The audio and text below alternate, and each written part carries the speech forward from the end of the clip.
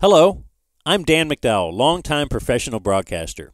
Why subscribe to our Patreon podcast?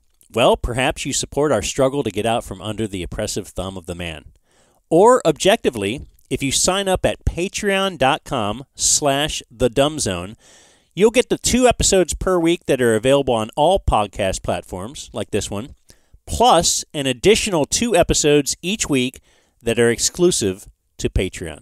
So subscribing on Patreon gets you 4 episodes per week. Oh my, what a bargain. Now, on to today's program. The Dumb Zone. Hey, come here a second. I want to talk to you about something. In my role as executor, I've had passed to me a rather worrying piece of paper. Okay. And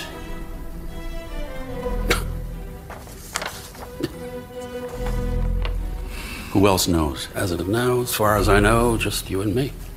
So what are you thinking? Well, I honestly didn't even want to start thinking till you were here.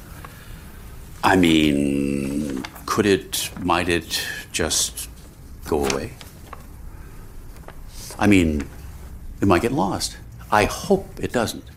But what if your hand goes a little wobbly and the draft takes it away and it gets flushed down a toilet by mistake? I'm kidding, of course. No, sure, you're speculating in a comic mode. Yeah, in a humorous vein. Alright. Alright. I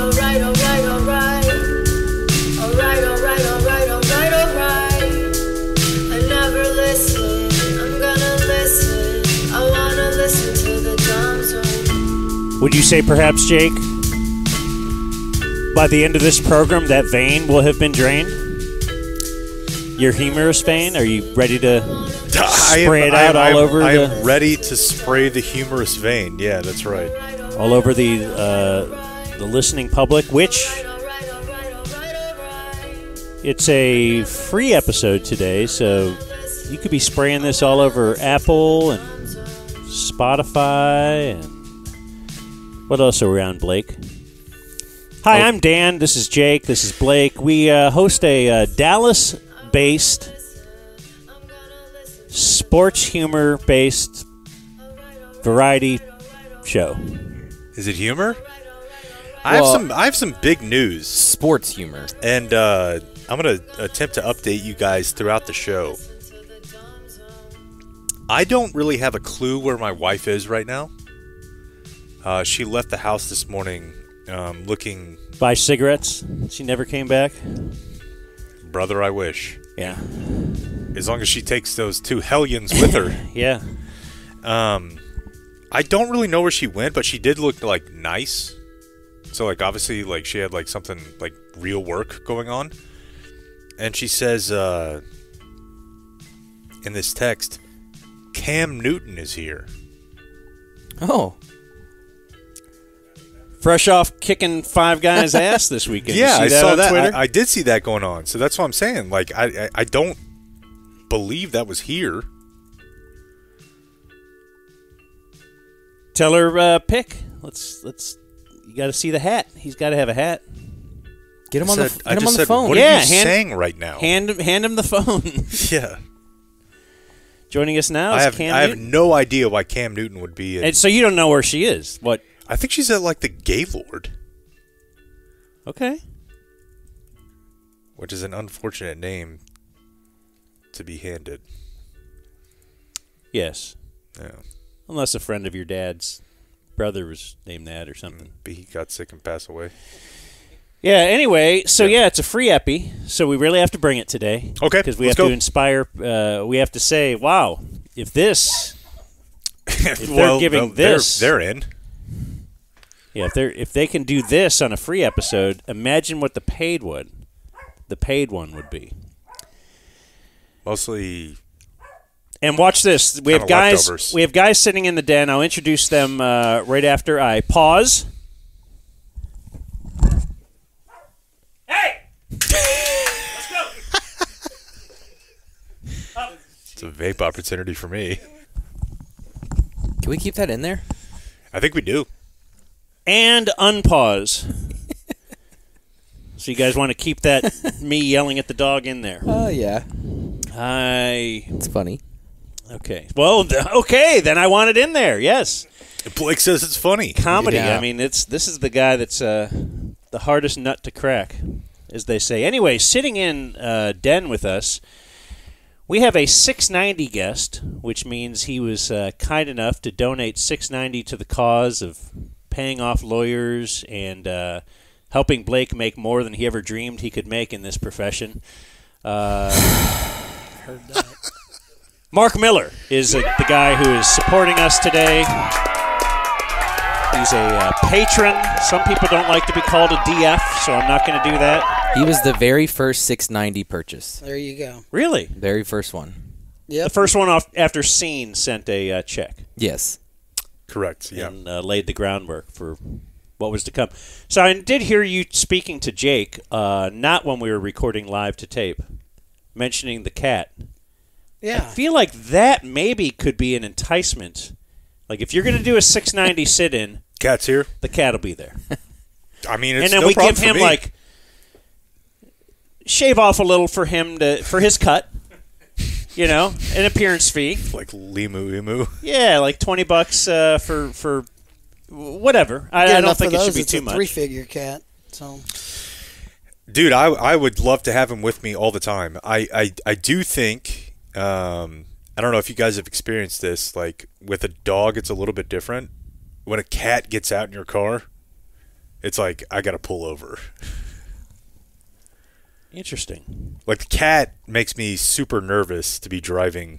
And Like he's it's just going to claw your head or something? Well, I don't know. Like he just Jump up on the dash. Exactly. Like the dog is just like, all right, I just chill. Yeah. Stick my head out this window. But like when I brought the cat over here the other day, and I had him in the container, I looked down and I just see like head pop out of cat container.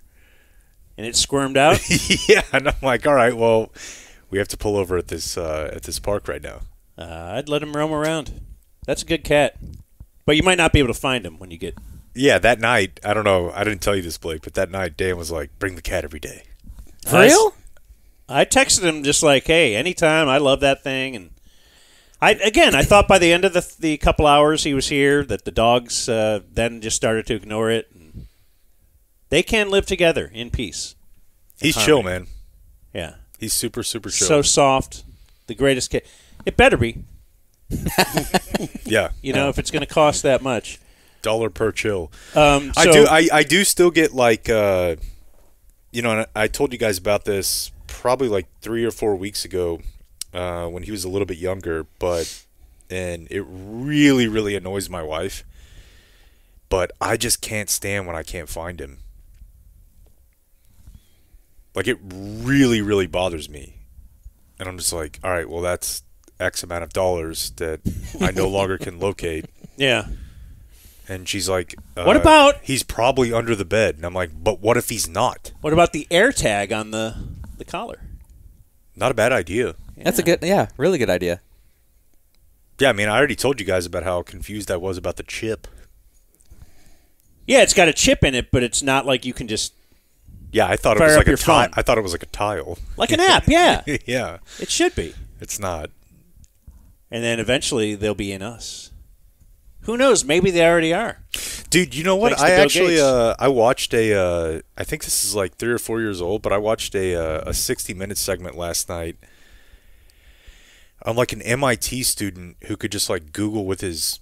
Have you seen that? I saw it on Twitter. Yeah, just it was the like clip. historic vids or one of those like stupid aggregation accounts. That I'm like, then I went and I'm found not the going to whole- click on it. I'm not going to click on it. I'm not going to. You Okay, have well, to, I have yeah. to. I mean, it looks really cool. And then I went and found the whole segment, and that's actually what they're doing. You can implant a chip. Yeah, he just like thinks about it, and then it like populates the terms and the words on the screen, and then Googles it, and then gives him the result, and then he replies back. And it's old. So I think it was like 2018. Okay, because they improved that stuff exponentially. Are you just kind of explaining technology? I don't know, maybe. Just trying to help people in here. Mark has brought along 3 friends or just people he met on the way. Mm-hmm. Brandon, Russ, and Russ. We will, I think one of them is going to go by Russell. because of the confusion, not... Yeah. Okay. White Russ. Bald Russ. Would you call yourself bald? Probably. Okay, yeah. That means he doesn't like to. No, and, you know... It's the first I've heard of it. I'm there. You guys ever hear the Newhart show? With so-and-so and his brother Daryl and his other brother Daryl? It's hilarious stuff. That's what I thought of when I met Brandon, Russ, and Russ. And, yeah, no one else has ever heard of that, so let's move on to what we like to call, I like to call the weekend check, as we see what everybody did this weekend. I know Blake said he was going to, like, what? There was a lot of pictures of Blake this weekend. Wichita Falls. Pictures of Blake. Mm-hmm. Yeah, now I think I'm more recognizable than you are. Oh, no. It's no surprise there. No, it was actually cool. You're an up-and-comer. Maybe it's the video. Okay, can we pause for a second? What's that? You want to pause again? This feels like Oh, the music. you're trying to save a 12-year-old, like, Christ. You don't like this music, Ben? Yeah, no, I don't like it at all. You know what You I know mean, what I though. would like for, and I'm not being a jerk, Okay. but I would like if you guys It would brought research one- some music beds, because I'm But you know what part I mean. of my game. I'll But you know what I mean, though, don't you? With the music bed? Yeah. That felt like youth Okay. church. Sure. man, let's do that again. Let's see. Or All right, everyone. a commercial for a dentist office. Doesn't he seem like youth church guy though? Oh, no doubt. Yeah. That's why I know he knew he would know. Gather around. But you could sense there was some comfortability whenever the music came on. When's the last time you whacked off?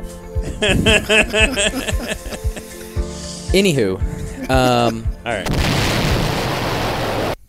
yeah, it was cool. I'll just hum. Couple of people coming up and saying they enjoy what we do, and I don't know if we ever thought that we would have that in this, so it was really cool. But yeah, I went up to Wichita Falls for Argyle Lady Eagles basketball. They made the region tournament, which is held in Wichita Falls, so I scooted out of here at 4 o'clock, got to Wichita Falls by 6, and called the game at 7 on Friday. Got their ass beat. And they won in double overtime Friday. Not Ooh, Saturday. do we have an excited Blake call? Don't you do the play-by-play? Yeah. Ashley? I don't know. You're going to have to find it yourself. What a jerk. That's the way most of the audio is that I asked Blake for. And then, yeah, got beat the next day. Oh. But it was a cool tournament. It was cool. It's hard, when you have an emotional win like that, Yeah, it's tough rebound. to get up for the next day, Yeah. especially one day later. Especially when the team that you play the next day played 2.5 hours before you did. It's really not fair. Oh, yeah, I would that is. think so. they would be tired. But they No, got they would be more rested. 3 hours more rest. Oh, the day The before. day before, yeah. Okay. Yes. Yeah. That is unfair. Got the hotel complimentary breakfast, which I know you're a big fan of. Intercontinental. Oh, did we take a trip to Belgium? Yeah, I had a Texas-shaped waffle Okay. Excellent. with some peanut butter and syrup on it. I saw the best bumper sticker I've ever seen in Wichita Falls, which said, "I eat MILF and cookies." Heck yeah. Same, brother. Yeah. Did you pull up real close and give him a little Yeah, air, I tried air to give him some bones, air or- bones. No, he sped off. But yeah, Of course it he was cool. Yeah. And then played a little softball yesterday. Give him a little peace sign with the tongue, Yeah. tongue in the middle. Hell yeah, bruv. Yeah. And then Sunday, dominated on the between the white lines. Yardo? No, it didn't go. Nope. I'm You were hitting for contact. I'm really just trying to get on base for Adrian behind me. Yeah. He's got the big stick. But the Indians won too. We swept. They're the Indians. Did you know that? No, he wasn't here. It used to be Red Sox. Yeah. Indians this he year. announced that a couple weeks ago. You were gone. Okay. It was My cool. bad. Played the Indian Fever song. You'd have loved it. Oh, it was so fun. Yeah. Yeah. When you talk about driving to Wichita Falls, it reminds me, we were talking last week, and you never brought this to the show. One day that you left, it's like 2.5 hours later, I called him. He goes, "Yeah, I'm still on. I'm still not home." Yeah. I think I left here. Let's tell the class. Oh, yeah. I left here. No, that's a different day. I left here about 4:30, expecting to pick my kid up from daycare about 5:30. Instead, I roll in at 6:30 because we had a Palestine rally on George Bush Highway. So that was cool.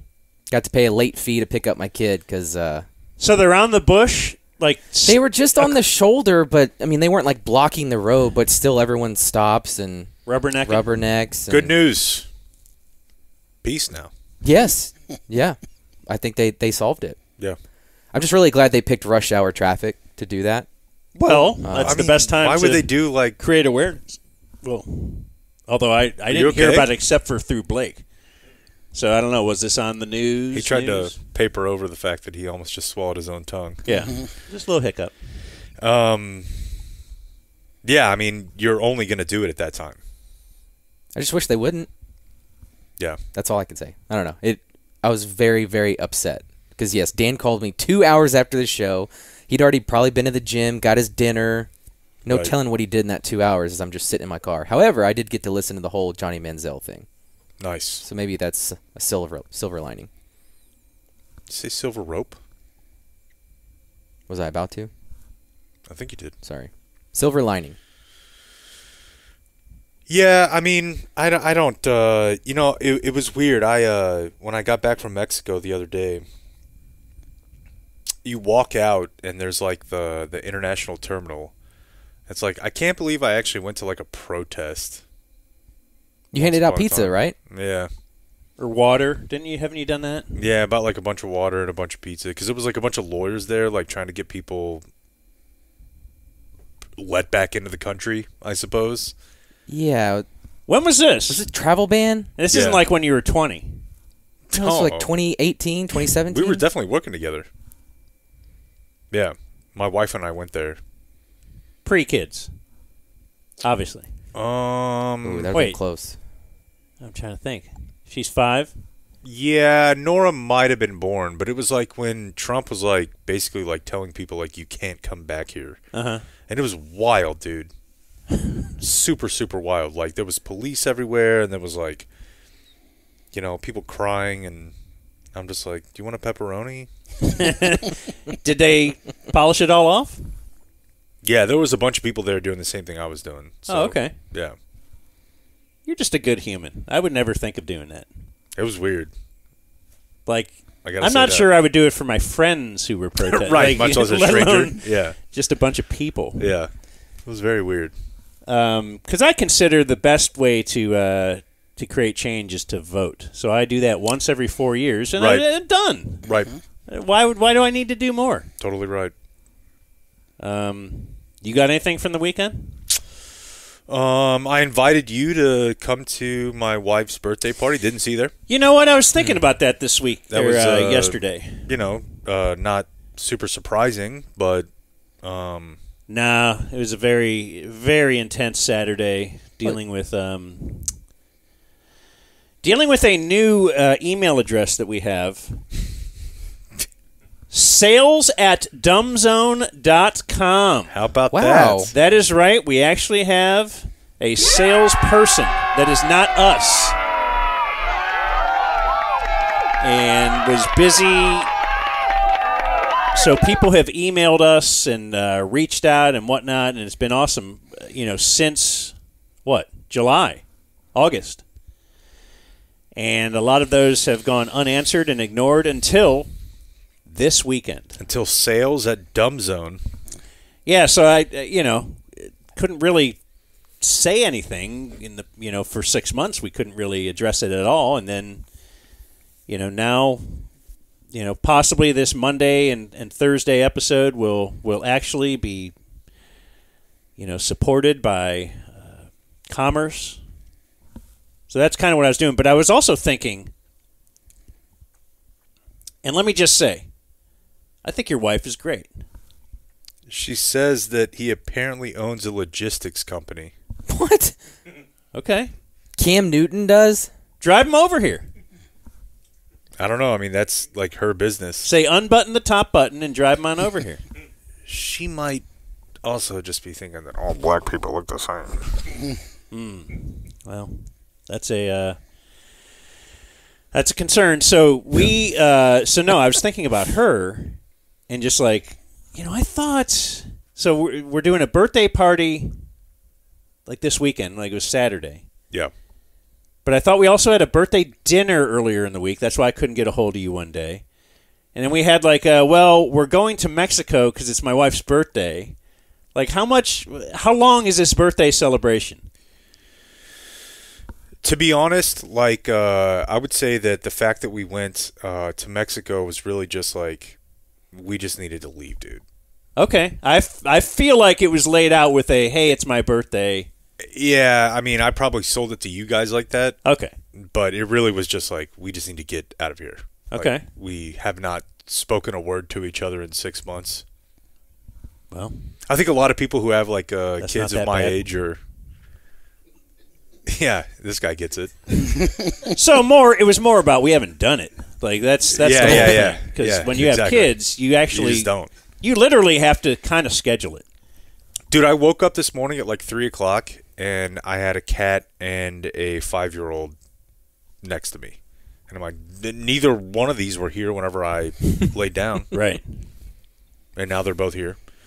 So you got an invite to this. That's cool. It was down the street. I knew there was no chance you were going to drive an hour and 10 minutes Force field. And our wives are somewhat friends. Oh. My wife loves his wife, too. Or at least friendly. She just loves yours more. Yeah. But it was literally like, and I knew you were out of town. No, you didn't. Yes, I did. I saw it on Twitter. On Twitter. You were on Twitter. You were trending. Well, okay, but that's when you send the invite knowing that I can't go. You and Peter King. That way trending. you can punch that ticket. Peter King. Retirement. Yeah. Yeah, it was just like right down the street. So that was cool. And then it was time to watch Shane. Ah, yes, Shane. And then it was time to put another 35 on an unsuspecting team that thinks they're the 2 seed. Oh, you played yesterday? Oh, yeah. Wait, what? Flag football. Yeah. They were 6-1. They were like, all right, we're coming for the throne. And we were like, not quite. It's getting a little hot out there now. It's supposed to be like 95 today. Tomorrow, definitely. What do you guys make of that? Texas, brother. Yeah. I fear the fire season is over. Oh, I no. don't think it'll ever. I can't have a fire unless it's below 50 degrees. I think it's actually supposed to be back to like 65 on like Thursday. I don't know if that's not really fire it has to be weather. below 50. Yeah, Below yeah. 50? Yeah. Because at night, when it's low 50s with a little bit of wind, it feels great. And I think, like, this would be good fire weather. If it's too cold, you don't want to sit outside. Yeah. Oh, you're talking about fire inside. Fire inside Okay. is below 50 outside. But I'll do fire outside when it's 100 out. I don't prefer that, but I will. So this weekend, thanks for asking. How was your weekend, Dan? We knew that you No, were I all know. just rounding around. Tell us to about your- this whole email thing. No, all I did. Oh, look at this guy. Wow. I'm trying to take some stuff off your plate. Thank you. Yeah. As you've been handling the 690 stuff somewhat well. The Paris Airbnb is booked. Nice. Nice. I was talking to Justin from Chicago quite a bit. He's really his wife is really stoked on Paris and stuff, and they go a lot. Hana. Yeah, so we, talked. In fact, they Zoomed with all of it, me and my wife, and set it up so we could ask questions and blah blah blah. And now we have 48 hours to. Got me to a Jewish wedding. They had a Jewish wedding. Yeah. That's the only Jewish wedding you've ever been to. Yeah. I can't say I've been to a Jewish wedding. It's pretty awesome. I've also never been to a gay wedding. Yeah, I didn't bring that up. Unless we count yours. I was just thinking just different kinds of weddings. I guess I've never. Yeah, they they break the glass and stuff. Yeah, no, I've seen it on TV. It's really cool. Looks sweet. She's awesome. He's awesome. It was a great time. Are they both Jewish? Well, I think whenever you marry in, you're like, He does have that long beard and wears that hat and. no, he's not Hasidic. Okay. I'm sorry, I shouldn't have said anything. Anyway, we have 48 hours to find something better because the wife thought this one was a little too pricey. Okay. I'm like, yeah, but it Pretty looked choice. really good. Look choice. Yeah. He was telling us like there was one we were looking at on VRBO Verbo. that had 0 reviews. That's not good. Kind of looked too good to be true. And he said, I think you should stay away. But that was my wife's choice. Yeah, I would not do that, And so, yeah, we personally. did not do that. But it's very, I don't know, man. You're excited? Excited, but it's a stressful situation trying. I kind of wish my wife would just do it and I wasn't involved. But I also don't want to stay in some Dump. shithole. Yeah, I feel like she'll opt for the price thing. The Rich Phillips booking. And then it'll end up being, I was kind of telling her once they booked us at the ticket, like in a terrible, terrible place in New Orleans. And just about all of us went and found our own hotel, like while there. And so now so much was being spent on hotels. Had they just spent that on the first, whatever. Right. So I just don't want this. We're not going to go back, probably. This is the only time we're going to go. I'm guessing. Maybe I'll become stoked on France and we'll do it all the time. But I'm just thinking that I don't want it to be like we're locked in for a week now.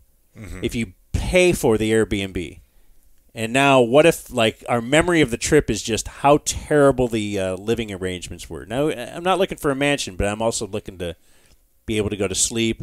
Our other daughter is going with us now, so that adds a whole level of expense and beating, to be honest. Yeah, because if it was just me and the wife, well, whatever, we could just get a hotel room and be fine. Right. But now we can't have a one-room thing with all of us going to sleep in that room.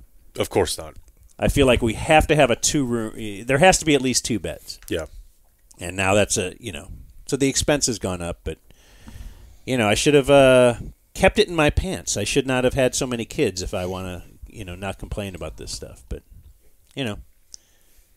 that's so it's all set. All I had to do was just go to a laboratory. Yeah. And just. Well, you had to pull it out of your pants and put something in the Petri dish. Yeah, I guess I did. And then hurriedly it breaks. Is that the fastest you've ever driven when you're driving from your house? Because you drive real slow, you say. But you had to get that there while it was still warm. Yeah, so there were 2 different ways. The first one, they did tell me I had 15 minutes. Uh-huh. And it was pretty close. And that was actually where, I don't know if Dr. Irwin worked there, but she was like associated with that clinic. And yeah, I did. I was like Vin Diesel. Well, why can't you just do it there? They didn't do that. Oh, because they did at my place. The second one, they just had like it was like the bank, like the Yeah. like you opened a door, put it in there, closed it, and you just like heard the. I don't know. It's It's like deposit. you put the check in there or something. The second time I did it, You didn't want to just do it in the parking lot? No, I didn't want to beat off in the parking lot, Blake. Just would fix the whole time thing, know? well, if your wife came with you, then you could Yeah. They don't really could- allow that. you could keep it warm when she could just Jesus walk it in Christ. and kind of like spit it into the. Oh my God.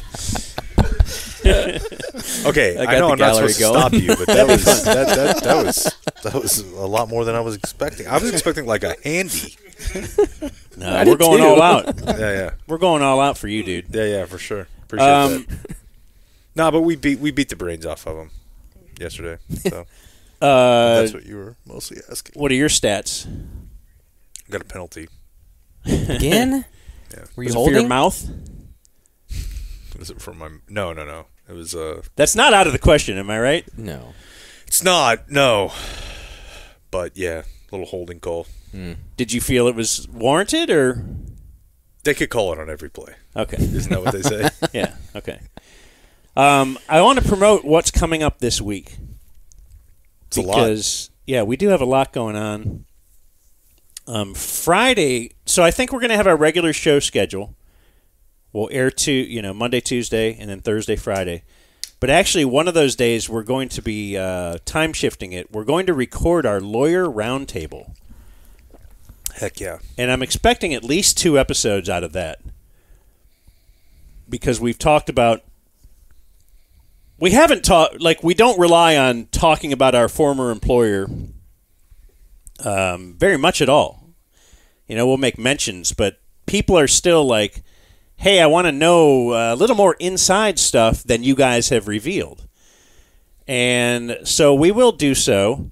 And we thought one of our things that we should do is actually get all of our lawyers together and let's just talk about that whole experience. Like when they joined us, the whole courtroom experience, what they thought when they were getting, certain missives from the other side. And I don't know. I think it could be fascinating stuff. Sure. And it might not. So that's why we're recording it live to tape this week, and then we'll see. And no, we'll probably I just anticipate it's going to go more than 2 hours, to tell you the truth. Yeah. So we're going to record that one of these days this week. Save that for the vacation. Speaking of the Airbnb in Paris, that's going to be the week of March 11th. So that is coming soon. You going to make fun of him? For what? I mean, you guys are both, the reason we're off that week is that both you guys need off. You already had 2 days as well. Let's not try this game. I think I started it, so I'm sorry. But we did kind of coordinate our vacations to where we're off at the same time, which is neat. For this one. For the show. Yeah. And then you just kind of slapped one in there. I just noticed this week. What's going Blake's on just in April? I feel like Blake has taken more vacation already. Me? This year. Like, he has planned something for April and June. June? I feel like you have planned more weeks of vacation than you were ever offered at your former employer. This rules. I'm not the guy anymore. Am I wrong? Yes. I've always taken a ski trip in April, and I've always gone golf trip in June. And you've always just had a week off in March? I did last year, because I did the Big 12 tournament last year, too. Which you also called for? Damn. Yes. Okay, and... He got you. And last year, I did the national championship for TCU. And you get weeks off during Christmas. So how many weeks are we talking about? Do you want me to add up the days? No, I don't because really care. as the former I don't employer, actually I care. had 15. I don't actually care. And those 3 weeks are way less than 15. It is time to move on. I'll work every day of the week if you want me to.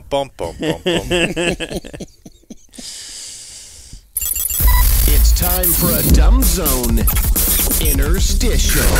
Gotta keep them separated. How does he own a logistics company?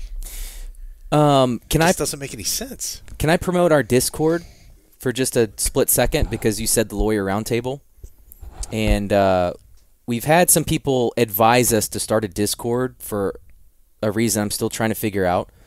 But there actually is a Q&A page on the Discord, and if you will go to your Patreon, you can get to our Discord through there. And if you have any questions for the lawyers, put it in there. And if it's good enough, maybe we'll read it and we'll ask the lawyers about it.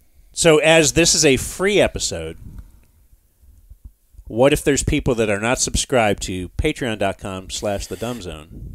Can they also get in there? Because you said go to your Patreon.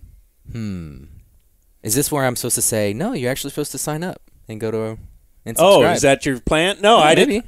I thought when we talked this morning, I didn't even know you wanted to bring up Discord because you said, I don't really know how it works. But Yeah, it sounds well, like it'd be good. I've secretly got a Discord team on the side with Tyler and Nick, who's been helping me out. Okay. And in there is a Q&A folder. And Tyler tells me through Patreon, you go to your other apps in there through your subscriptions, and you can go to the Dumb Zone Discord. And so I've posted a few things in there, and if you want to keep up with the show and comment and ask questions for the lawyers, go to our Discord. Jake, there's just too much stuff. Is that the sort of thing I that, don't know about Discord. like, hypothetically, if I still worked at the ticket, I would be allowed to do? Depends on who you are. What do you mean? Like, is it different? I'm just wondering, like, if I still worked at the ticket, could I do like a Twitch thing and then have a Discord and like? Oh, only if you're in the mornings. Oh. So would this be also? Would we want? Dan, you are entering the I don't give a fuck era. I'm not. Do you see me? Yeah, no, I don't- upset I don't- about anything? No, not at all. Again, I want the attitude to be yes and around here. Let's Yes and. let's just do We that. go yes and. Would this be something? Should we throw a little love to our Reddit guys? Because Yeah. our Reddit page is I call pretty them big and active. people, what? not guys. Oh, okay, humans. Yeah. Well, I identify all those people as men. Out of respect. Yeah. Boy, we've already got 5 or 6 questions in here. This is great. That doesn't seem like a lot. Okay. I put it. I posted it this morning. Like a Reddit thread as well, and then maybe Yeah. they can go in there and whatever. So yeah. So then once we do the lawyer roundtable, the lawyer roundtable will actually be recording it live to tape on Friday. Sure. So have your questions in by then, right, Blake? Yes, Can you like tweet out the link? I will. Yes, I'll do that. Okay. But it would be cool if you subscribed and got it that way. I like your hat. Me, or are you just saying to anybody? Anybody? Should I subscribe? Yeah, it'd kind of help. How do you do that? Oh, something else I was doing this. So I'm trying to. We're don't trying to fix. I don't know. We're trying to coordinate all the stuff we have, Yeah. and so I went and dusted off my Instagram account. Oh my 'Cause I god. You feel have like- an Instagram? Graham McDowell. No, No. it's now Bracket Dan. Okay. You were able to. Oh wait, change wait, it. wait! Some idiot. Someone took Bracket Dan. Oh, no. If it's you, you're not an idiot. Please contact me and give me. let me have the number. So it's Bracket Dan 69. Okay. It used to be Graham McDowell, and I'm trying to align all my things. So it's Bracket Dan at Hotmail, Bracket Dan, whatever. So, Look at you. yeah, I'm just a business guy. I'm just trying to have I synergy. think mine is still Kemp 1310. So I'm gonna have to do a little something about that. Okay. I'm going to follow both of you guys right now. Never posted. I think I've thrown 2 pictures up there, but I kind of think, I don't know, they say that's pretty big deal, this Instagram. I mean, I don't know, dude. I don't know either, but it's like we were talking to somebody the other day about our marketing, which is non-existent, Pretty much. and they were asking us, well, where are most of your listeners? And we were thinking, well, maybe it's on Twitter because we do interact a lot, and I think that's just where we are. Like our listen, I'll bet you a lot of people are on this Facebook thing, but we just are never on there. No, they're not. You don't feel like they are? No. Well, the I numbers- mean, I think most of them live in India. Facebook? Our Facebook numbers aren't very good. Our Instagram numbers are pretty good. But it doesn't mean people listening right now don't have Facebook. They just Oh. might not really interact on it. I don't know. yeah. It just feels like Instagram is a pretty big deal. Facebook's a pretty big deal. And we kind of ignore that stuff just because we don't really interact with it. But apparently, if you're going to have a business like this, I feel like I just have to you need to. not be on Instagram. Like it's just too much butts. It's my guilty pleasure. It's too much butts. What does that mean, Like, Blake? I just don't think I can. I think it's bad for me. I agree. Well, you say that about Twitter. It's very Yeah, different. Twitter's bad for negative. I don't know, news or whatever. Like I said, I watched a guy light himself on fire like 4 times this morning. But Instagram is just like Why 4 times? it was amazing. Oh, okay. Yeah, but I feel like Instagram is just like TNA, Mm-hmm. and I don't feel like I need that. That's why Blake's on board. Yeah, sometimes. And like the worst part is like that they're serving you whatever you want to see. I hate that they know me so well. I know, so it's just like okay, well, how do these butts just keep getting bigger? Yeah. And they just like keep serving them to me, and I'm like, all right, well, I should delete this app. Yeah. I go through that song and dance a lot. Yeah, Delete, reinstall, feel bad, delete. reinstall. What is a more depressing situation than being like, I'm gonna re-download the app? I just want to see. I can handle it this time. All right, so I was So beaten. I already played the interstitial like 10 minutes ago, but you want to slide right into Johnny Manziel talk? Yeah, I can do that. So Johnny Manziel was on Club Shay Shay. Is that really what Shannon Sharpe decided on? Yeah, and I don't think this is the first time. Well, maybe it is the first time we've played audio from it, but he had Cat Williams on there like a month ago, and that made like huge news. Yeah, that was big. Yeah. What's the deal with that? I think He it was ripping comedians or something? Yeah, like Cedric the Entertainer stole a bit from him. Steve Harvey stole a bit from him. Okay, that's delicious. Yeah. It's actually like a really good podcast. They kind of just like get drunk and he just lets people talk. That's a really good segue into It's a good this. idea for a show, yeah. Which is, I was talking to somebody about podcasting this weekend and just that whole... It is interesting that, some podcasts, though, like that, you would say, or Mark Maron, aren't they solely based on who they have on? Like, you're never going to listen to Mark Maron if it's somebody you're not interested in. Or if it's just like Mark Maron. That's what I mean. It's all about the guest. Yeah. Okay, anyway. For sure. Sorry, back to you, Blake. Yeah, but you're trying to loosen the guest up, right? By doing that? With the drinking? Yeah. Oh, okay. Yeah, for sure. And I think like they sort of forget that they're being interviewed. Yes, yeah. for sure. So, like I said, that's a really good segue for this opening clip. This is the first 15 seconds of the show. Shannon Sharpe says something that I think you guys should start saying about this show. Hello, welcome to another episode of Club Shay Shay. I am your host, Shannon Sharpe. I'm also the proprietor of Club Shay Shay. And I am the proprietor of Dragon Den Productions DBA. Yes. Proprietors. Okay. Dumb Zone proprietors. I don't know. I thought that was a cool intro. And then, Shannon Sharpe is drinking wine. I'm playing this for Dan. hello, welcome to another episode of Club Shay Shay. I am your host, Shannon Sharpe. I'm also the proprietor of Club Shay Shay. And the guy that's stopping by for conversation today, Johnny Manziel. What's up, baby? Bro, how you doing? Having me. Thank you for having me. Long time coming, man. Thank you, bro. I don't want to toast. I know you don't drink anymore. You don't drink anymore, right? No, good. Right now I'm in the way. Don't want to toast the water, but nevertheless, all Nah, you, bro. baby. Appreciate I appreciate the offer. Just like Steve-O, I kind of want my Manziel drunk and drinking or smoking cigarettes. Yeah, he's off it, huh? Yeah. I think he's just in a... He kind of said right now. Right now. Yeah. Okay. I like that. I mean, when I saw him last summer, I didn't actually meet him, but two of my friends did, David Ruff and KJ Ellis, and he Got a was at picture. the same bar as us, and he was definitely, Yeah. he was consuming, and it was like 3 o'clock in the afternoon, and he was smoking cigarettes. Okay. So is this a rehab thing or he's in trouble thing? No, I think it's probably just like some people like that just like go through stages where they're just like, I'm off it for Not a little today. while. Okay. Yeah. I immediately thought of Steve-O, where... Dan doesn't want it. Yeah. So, y'all are going to have to remind me, because the Manziel documentary came out on his time at A&M over the summer, and I don't remember what we covered from that. So I'm just going to play one clip from A&M, his time at A&M, because this kind of made waves of...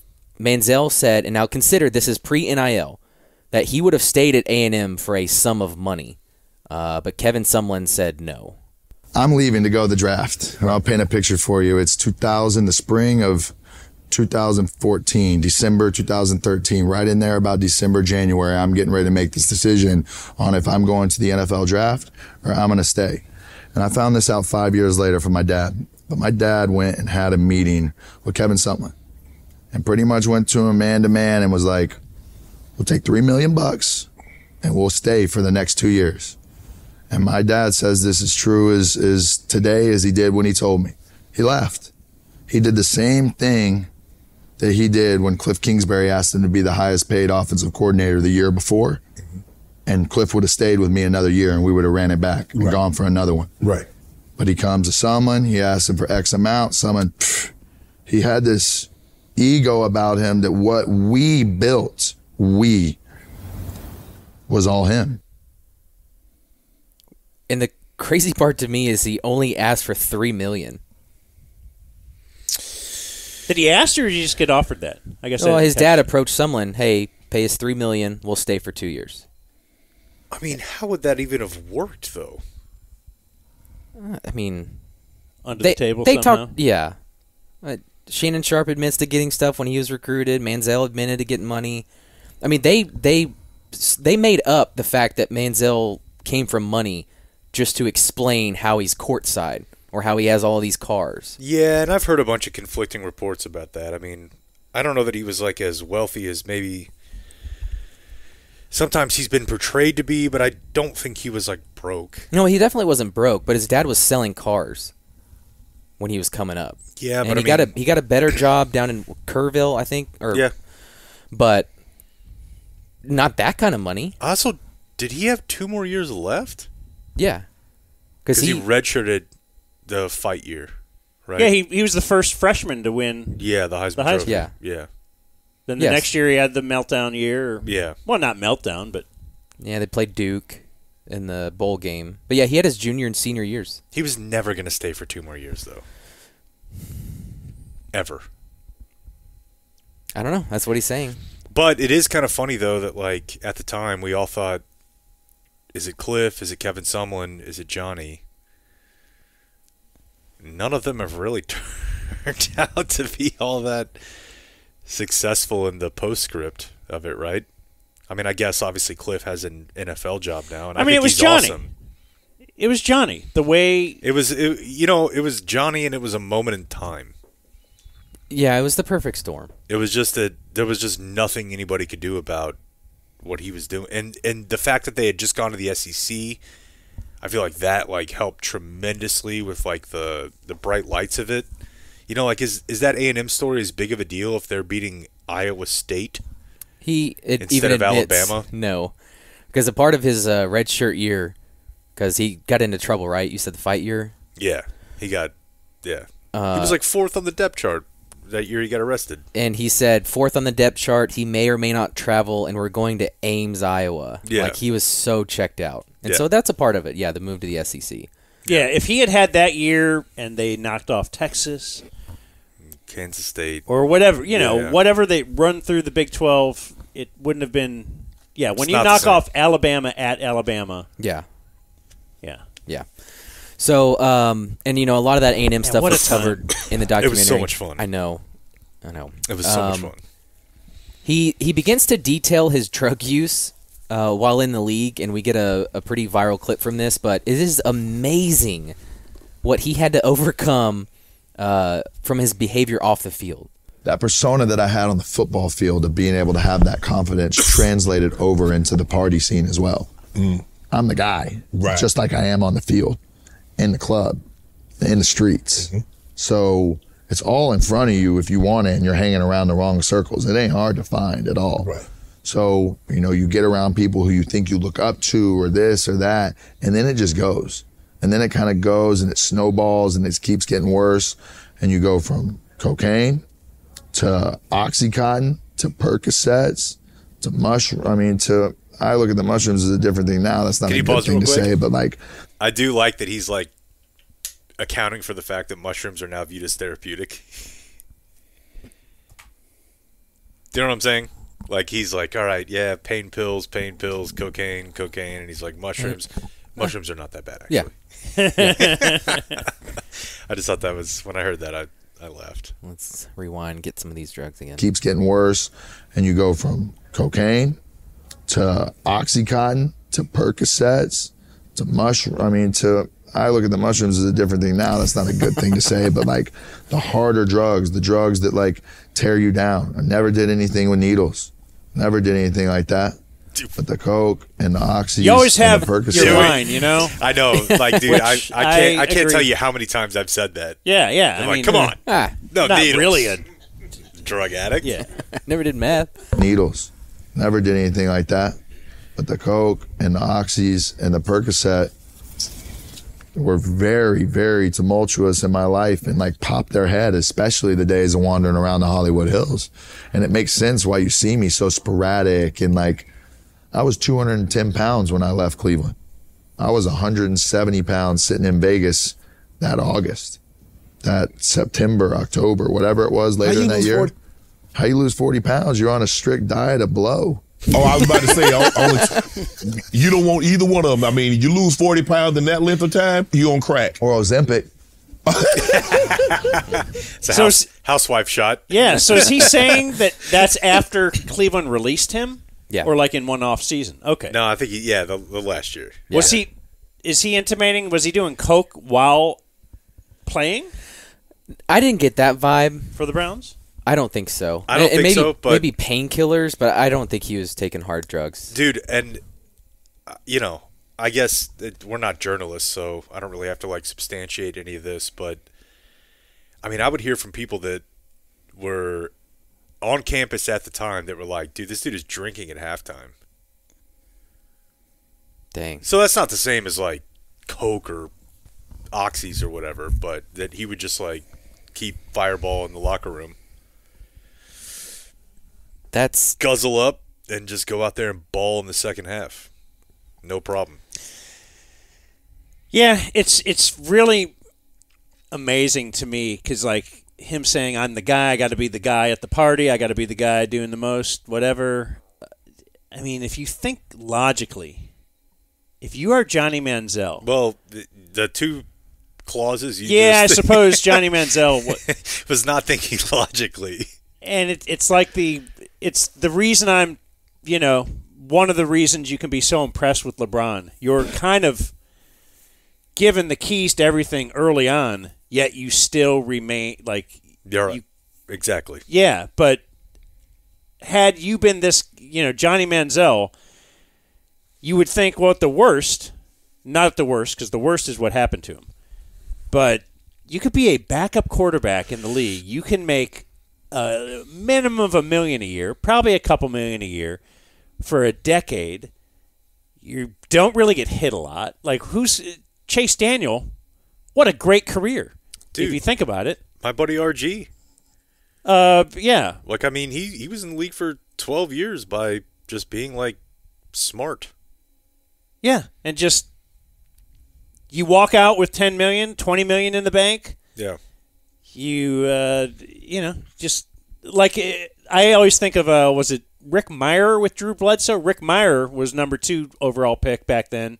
Drew Bledsoe number 1. You would think Rick Meyer, big bust. Certainly he was for the team that drafted him number 2 overall, but he ended up a career backup for 15 years. And he was a great, teammate and great backup to have and support. That's a great career. Yeah, but you just knew Manziel was never going to be that guy. Same with RG3? Yeah, I mean, of with RG3 it was a little bit different because it was his success was so scheme specific. I would actually say that about pre-Neil Kaepernick. When people would be like, "Oh, why wouldn't you just sign Kaepernick as a backup?" It's Neil. Before Kaepernick was kneeled. Kneeling to the anthem. I thought his name was Colin. Yeah, okay, Neil. Not Neil O'Donnell. Yeah, okay. I just mean there's something incredibly specific about their skill sets that you would have to sort of flip it. You would have to be with a team with a quarterback similar. That's what people used to say. The Ravens would sign Colin Kaepernick, right? Right. They could still run Well, they did. Yeah. Didn't they have RG3 for a bit as their backup? Exactly. Yeah. So some of that carries over a little bit. Because it's really funny whenever we hear Cooper Rush yell, "Here we go." Well, and is that why? Doesn't really work. Is that why Cam Newton has complained about him not being able to get a shot as a backup? Yeah. Is that the same thing? I think it's completely the same thing, and you can't run a same offense sometimes with Cam Newton. And I think the ego is a huge part of it. I think there's no doubt that in that era, Johnny Manziel had a massive ego. He did, but in a couple clips I'm about to play, it's amazing. He's been humbled. How he had a pretty low self-esteem in the league. And in fact, let me just get to that now. So the big bulk of the second part was his time in Cleveland. I got a couple clips here, and he just details that events that happened that led him to just quit being in the NFL. And the first one is Brian Hoyer, of all people. Oh, yeah. Oh, yeah. You know, Kyle Shanahan was the most detailed person that I had ever seen in my life. And I thought Cliff Kingsbury was really, really good, but Shanahan took it to a different level. He could coach 11, 12 positions on the offense. Detail, hat placement, hand placement, every single thing. So our meetings and things were incredibly detailed. My quarterback room was not a home for me because of Brian Hoyer. Brian Hoyer had been waiting on opportunity to be able to go really provide for his family, get an opportunity, and he saw how much of an upper hand he had on me, and he didn't hold back when it came to that.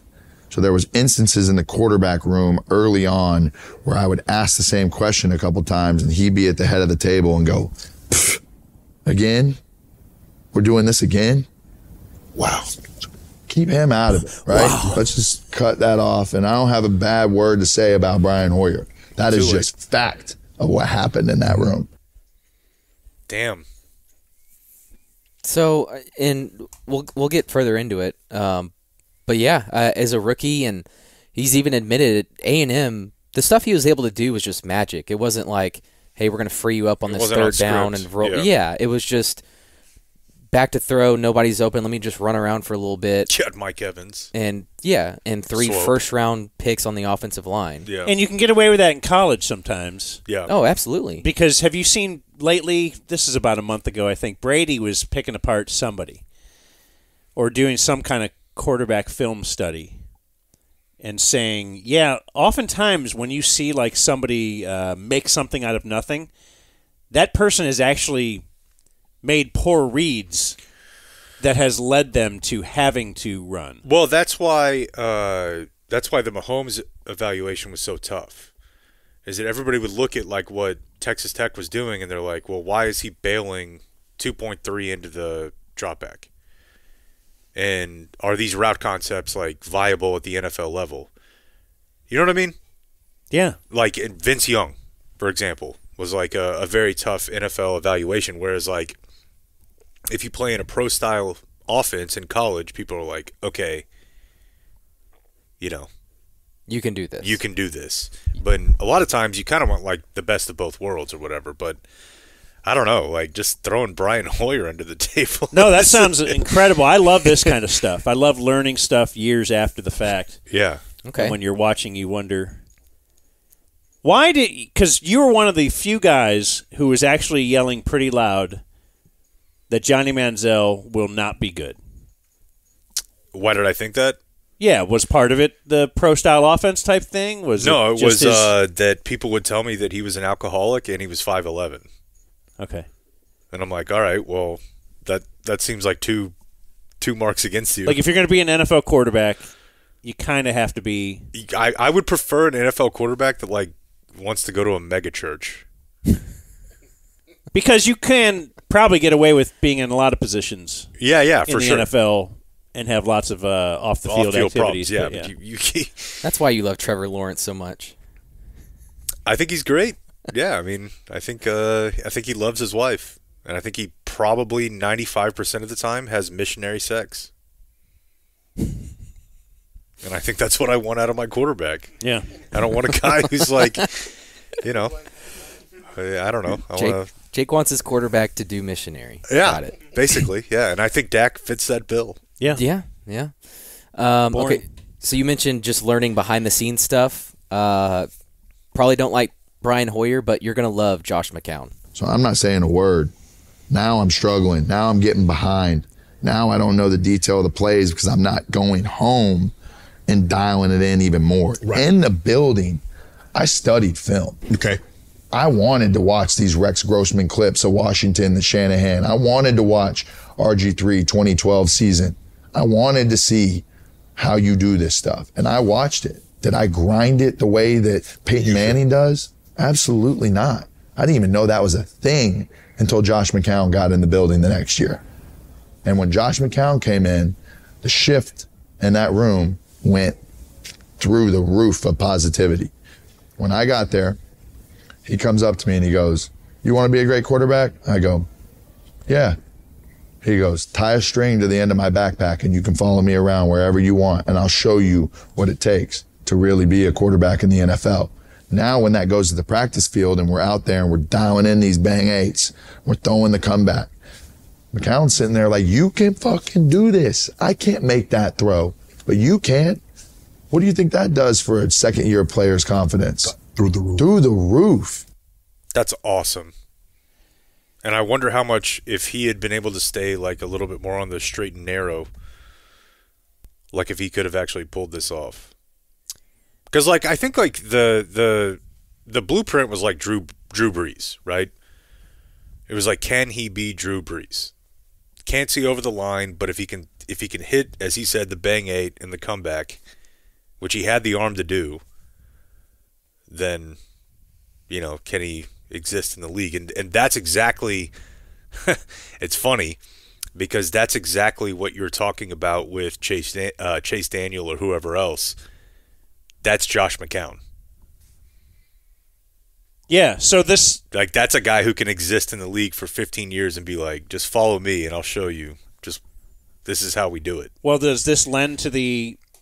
You know, you've wondered about certain guys. Well, what if they were drafted by this team? Right.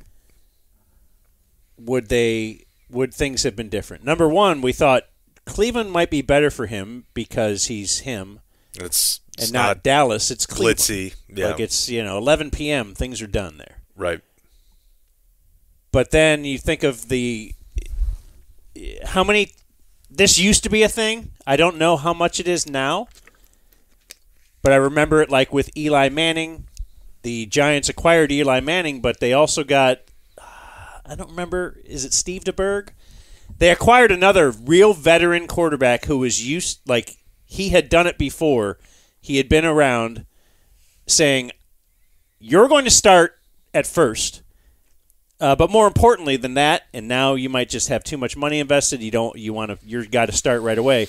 But you're going to teach you how to be an NFL quarterback. I'll bet Peyton Manning would have been, not Peyton, Eli Manning would have been fine either way because he's the Manning.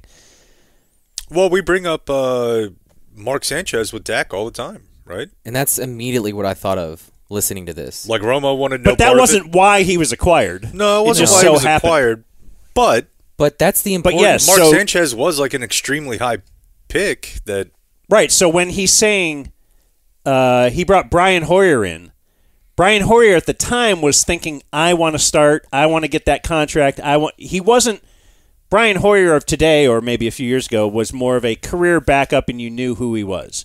But at the time, maybe he thought, I'm trying to make. That's at least what Manziel is intimating there, right? Yes. But you bring in who was the next one? McCown. At that point in his career, he's career backup. He's guy. I'm bringing you in to be Crash Davis. Do you know Crash Davis? Yeah. The Kevin Costner character in Bull Durham. Well, you never know. No, I know. I think that was a great. I love that movie. I'm glad Blake was kick-ass able to reference too. Yeah. But the nuke. So that just shows how important it is to. I mean, with this position, you probably want to make every expenditure you can to hey, and especially if you're scouting Johnny Manziel. Yeah. I don't think it would have been hard to know about his party habits. No. So it's hey. No, I don't think so. Let's get this guy in here to help not only the coaching staff, but I need this guy to kind of be his mentor. It clearly is when you look at the Browns as a clown organization, is it just yeah, it's the Browns. He might have had a better chance somewhere else. He might have always flamed out. But had he been led by, maybe if he had McCown from the get-go, it could have been different. But yeah, that just places the importance on that room. And for a young guy, and like I said, he's obviously dealing with a low opinion of himself that he can't do this. And a guy mocking him in the film room gets to him. Because you mock it. It's because you mock it. But just it seemed like this guy was on top of the world. And come to find out, one little thing set him off. So I will tell you this, though. I do think that he could have had a higher degree of success had he been with a non-Cleveland organization. But as a veteran therapy guy, I can just tell you, when I listen to him talk, that guy needed a lot of help. Does it sound like he's been through therapy since then? Yeah, and like I still feel like he's got maybe a ways to go. When I hear him talk now, but like I just feel like he talks like a guy who needed a lot of intervention. Because he still is. I mean, if you're blaming others. Yeah, and like the key is like, are you 100% blaming others, or are you getting closer to 50% blaming others? Whereas I feel like if you would have interviewed him 10 years ago, he would have said, like, none of this is my fault. And now he's like, well, half of this was my fault. And so to me, he just sounds like a guy who always probably had, I don't know if it's like a chemical imbalance or just the way that he was raised or whatever. It feels like he was going to have a hard time in the NFL no matter what. And he's 5'11". Yes, but there's also that. Yeah, a lot of it is just like he's just very fragile. Yeah. And which feeds into this next clip. So you asked, like, was it Cleveland? Yes.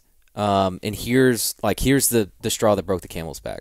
And I start to get confidence and I start to do this. And then life happens to me again to where I'm not taking care of myself. Right. And I'm frustrated in the building, and I'll never forget, probably about week 13 or 14 of the season, I'm walking out of Coach Pettin's office, or I'm upstairs in the where the coaches' offices are in Cleveland. And I walk by Jimmy O'Neill's office, and he's like, "Hey, Johnny, come in here for a sec." I'm like, "Oh, it's our defensive coordinator." I'm like, "What's up, Coach?" And I'm chill with everybody. Like, I'm upbeat. That's just how I am. And he's like, he's sitting back at his desk, kind of got his foot up, and he goes, "We'd be a really good football player if you got your head out of your ass." And I'm like, so caught off guard. Now this confidence that I'm building is immediately just, now, I don't know if he meant it in a way or just like, you're 2-12 and your team is struggling and you're like, looking to ways to vent or whatever it was. But this happened. And when I left that office and I went back down to the quarterback room, I was white as a ghost. So white that Josh McCown looked at me just like you are and was like, "What happened?" And I'm like stuttering through this story, and Josh McCown gets up out of his seat and walks straight up to that fucking office. Now, what was said, I don't exactly know what it is, but when he came back in that room, he was pissed. He said, "You don't do that. In this league with a young guy and somebody like you just don't build him up. You can't break his confidence. Break me in half." And from there, I was broken. I didn't give a fuck. I didn't care about that team. I didn't care about that, what my role was. And there's no excuse. All of these things led up to be the perfect failure. And at the end of the day, it's on my shoulders. But when you're starting to get a little momentum and you get broken like that, that's when the running to Vegas happened and me missing the last game of the season. That's when the wig story comes out and when I'm really like running 2-3 weeks after this. When this happened, I go straight home. I go straight to my basement. I get the biggest bottle of Hennessy out of the bottom of the drawer, and now I'm sitting in the basement. I'm listening to Future every second, every day. I'm partying by myself just to try and like get out of this reality of a situation that I'm living in with a head coach that wants nothing to do with me, with a DC who's saying if I get my head out of my ass, we'll have a chance. Just this whole perfect storm of just like, fuck this. Mm-hmm. And when that happened, I was done.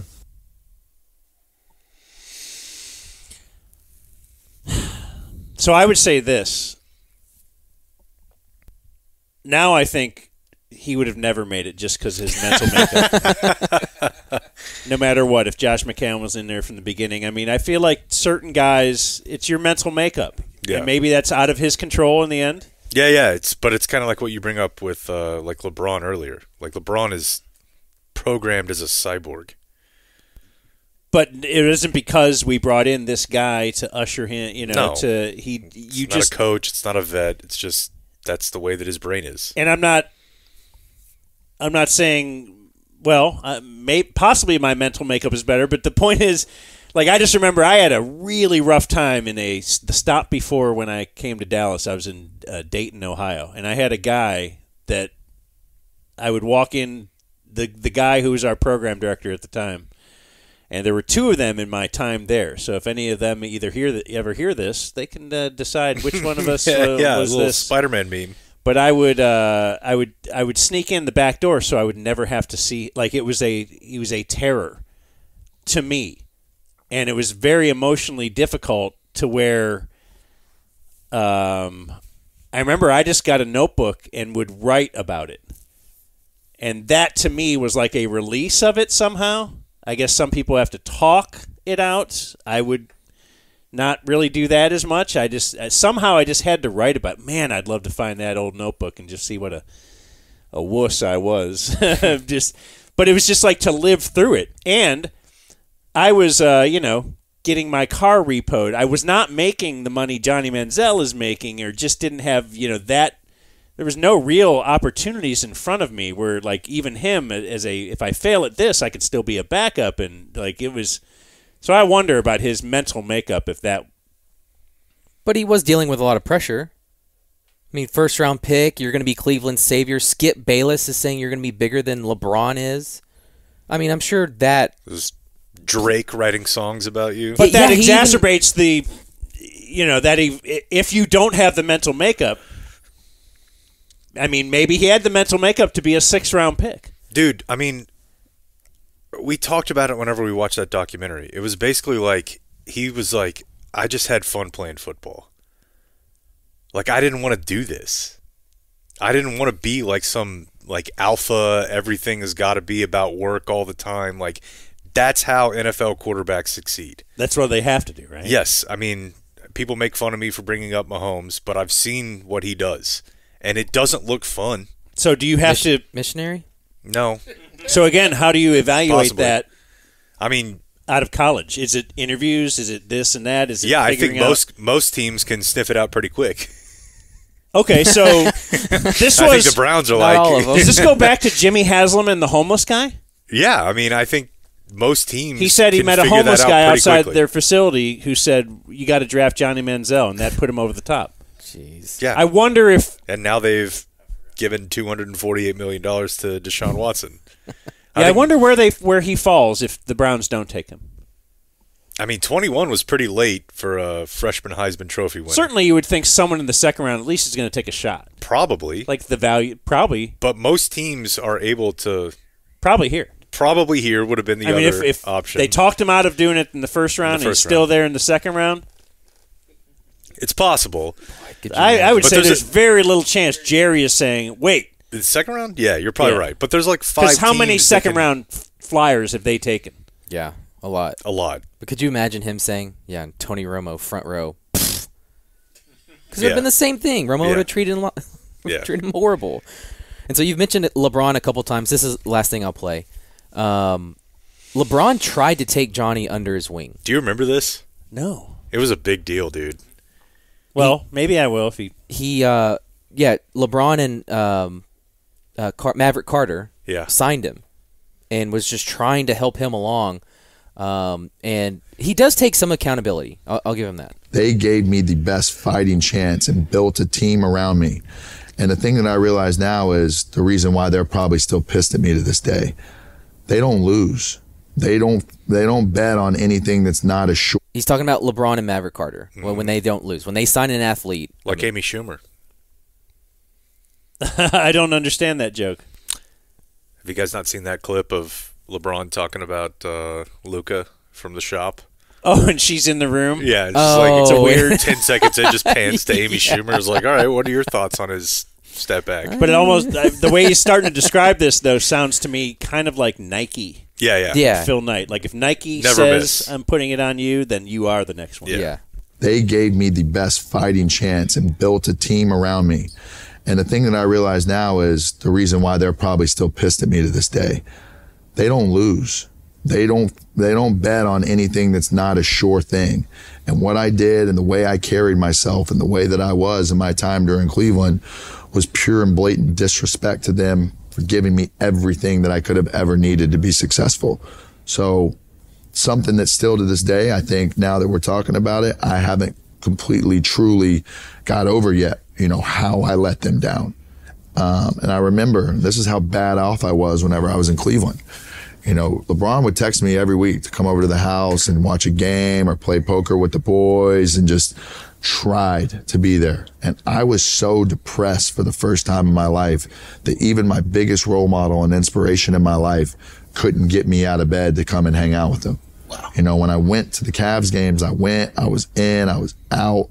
I didn't really grasp and latch on to him in a way that I should have. And he tries to take me under his wing, right? And I'm just kind of nudging it away because of where my mental is and being just fully depressed in where I was in my life.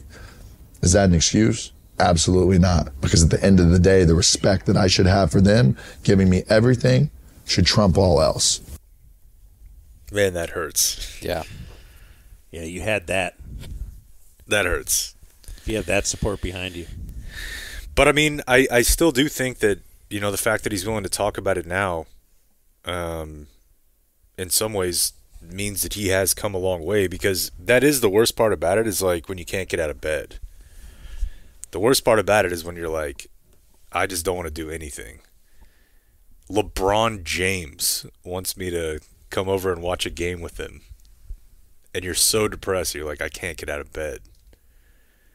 And everybody expects you to, you know, be a franchise quarterback. So, I don't know. That's tough. That's really tough. Yeah. I mean, he seems so well thought out. Like he has discussed this with somebody that's trained. Yeah. Like the way he is able to just speak on his thoughts and go back to that moment and perfectly illustrate what he was going through. But, dude, I mean, I was 23 when he was at A&M winning. Like, he was such a big deal.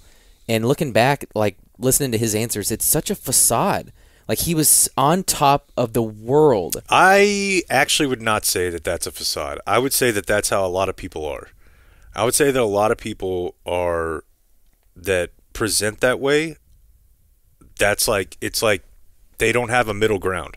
So it's like the way that you are publicly and the way that you are privately are extremes, as opposed to being like a grounded middle of the road person. Does that make sense? Yeah. Like, I think a lot of people, like Mike Tyson, for example, right? Like, hasn't Mike Tyson talked about like being like incredibly depressed before, but he was like the baddest MFer of all time? Like, I think that's pretty common, that people that are just like all the way out there confident, when they get by themselves and quiet, they don't feel that great about themselves. Yeah, and maybe I haven't learned that yet. But for him to, like you said, I mean, Drake rapped a song for him to walk across the draft stage. Yeah, that was really weird. And he is partying with everybody. And at the end of the day, like, some defensive coordinator is the guy that broke him. Like, and he's taking solace in Josh McCown? That is crazy. That does feel like a low point. And getting busted by Brian Hoyer. Yeah. Like, things, man, I don't know. It was just very confusing for a guy that... I forgot about Mike Pettin, by the way. Yeah. And he was saying Pettin didn't want him. And of course he didn't. But, I don't know. It's just strange, man, to just see what he did at A&M and then to go to Cleveland and he built a stadium. No confidence at all, and to go with it was an amazing 2-hour listen. And he speaks very well. Like, it was very easy to listen to him talk about everything for a couple hours. It was not sporadic. It was very concise. And is he a pro golfer yet? Not yet. Okay. What's the timeline on that? I'd have to go back and check the notes, but he said by the time he was 30? Or he gave himself a decade. 35 this is a while back, obviously. Yeah. All right, good stuff, Blake. Thanks. The Dumb Zone. It's very funny if you have single female friends, and if your wife is friends with them, to watch them all gather around a phone. Yeah. And just go to work. You could tell the messages that came from a group of girls rather than just one. Yeah. They're like, no. If they're real aggressive, if they have a pickup line. That's a maybe. Yeah. And then you got pretty good at looking at their profiles and finding out, oh, she's the fat one in the group. Jeez. You had to know. Were you wary of, like, the close-up face picture? Like, oh, my gosh, if she's not showing any of her body? I had a set of rules. Yeah. Go on. Oh, man, I gotta harken back. Yeah, anything from collarbones up fat. Jeez. If her first picture is a group photo, she's the ugly one. And, if it's a far away picture, like she's doing something like, look at me, I'm shooting a gun or something, she's ugly. Because hot girls will show off. So, yeah, big sunglasses. That's a no. You know what's under there. You're listening to The Dumb Zone. What does Blake do? What does Blake do?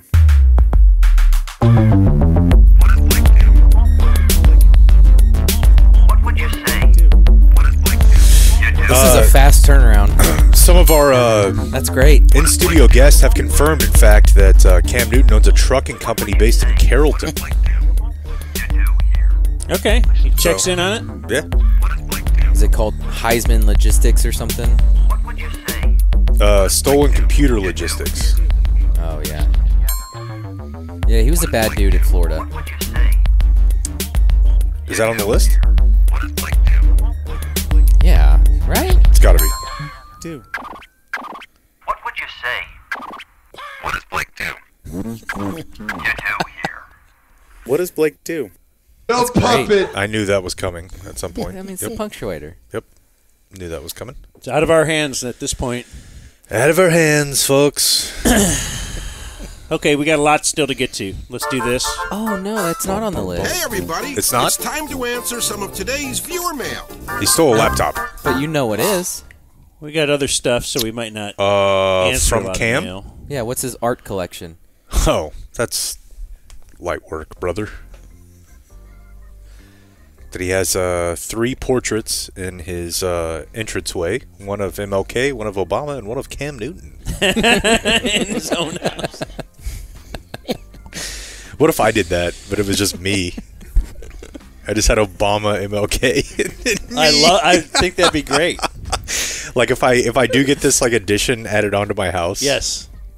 Like you go Is the upstairs. addition going to be a lot like the new Jake office? That's the hope. Yeah. Okay.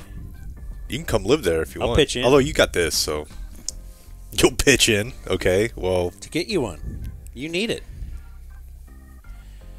Mostly just want to get some birthdays from viewers in viewer mail. Dumb Zone. To be honest, I'm not sure I'm doing this right. February 26th is my husband Sam's birthday. We are newlyweds. We got married on 123-123. Blake. Oh, that was popular. 12/31/23. Me? It's kind of a cool bit. No, you're a Kobe guy. Kobe? Yeah, you love numerology. Yeah. That's a smooth move though, because You'll never forget. well, you'll never forget in all like 9/11. And you'll also like you'll never have to do like New Year's Eve and a wedding anniversary. Yeah. Like you got it all booked in together. Yeah.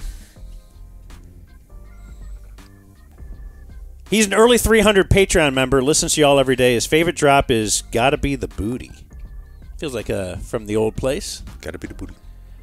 Although you've said it a few times. Did I ever tell you guys From Michelle. the really funny? Well, it's funny to me. Like Javier's story where I played that for my father-in-law. Actually, it wasn't my idea. It was my wife's idea. My father-in-law, like my wife, from New Orleans.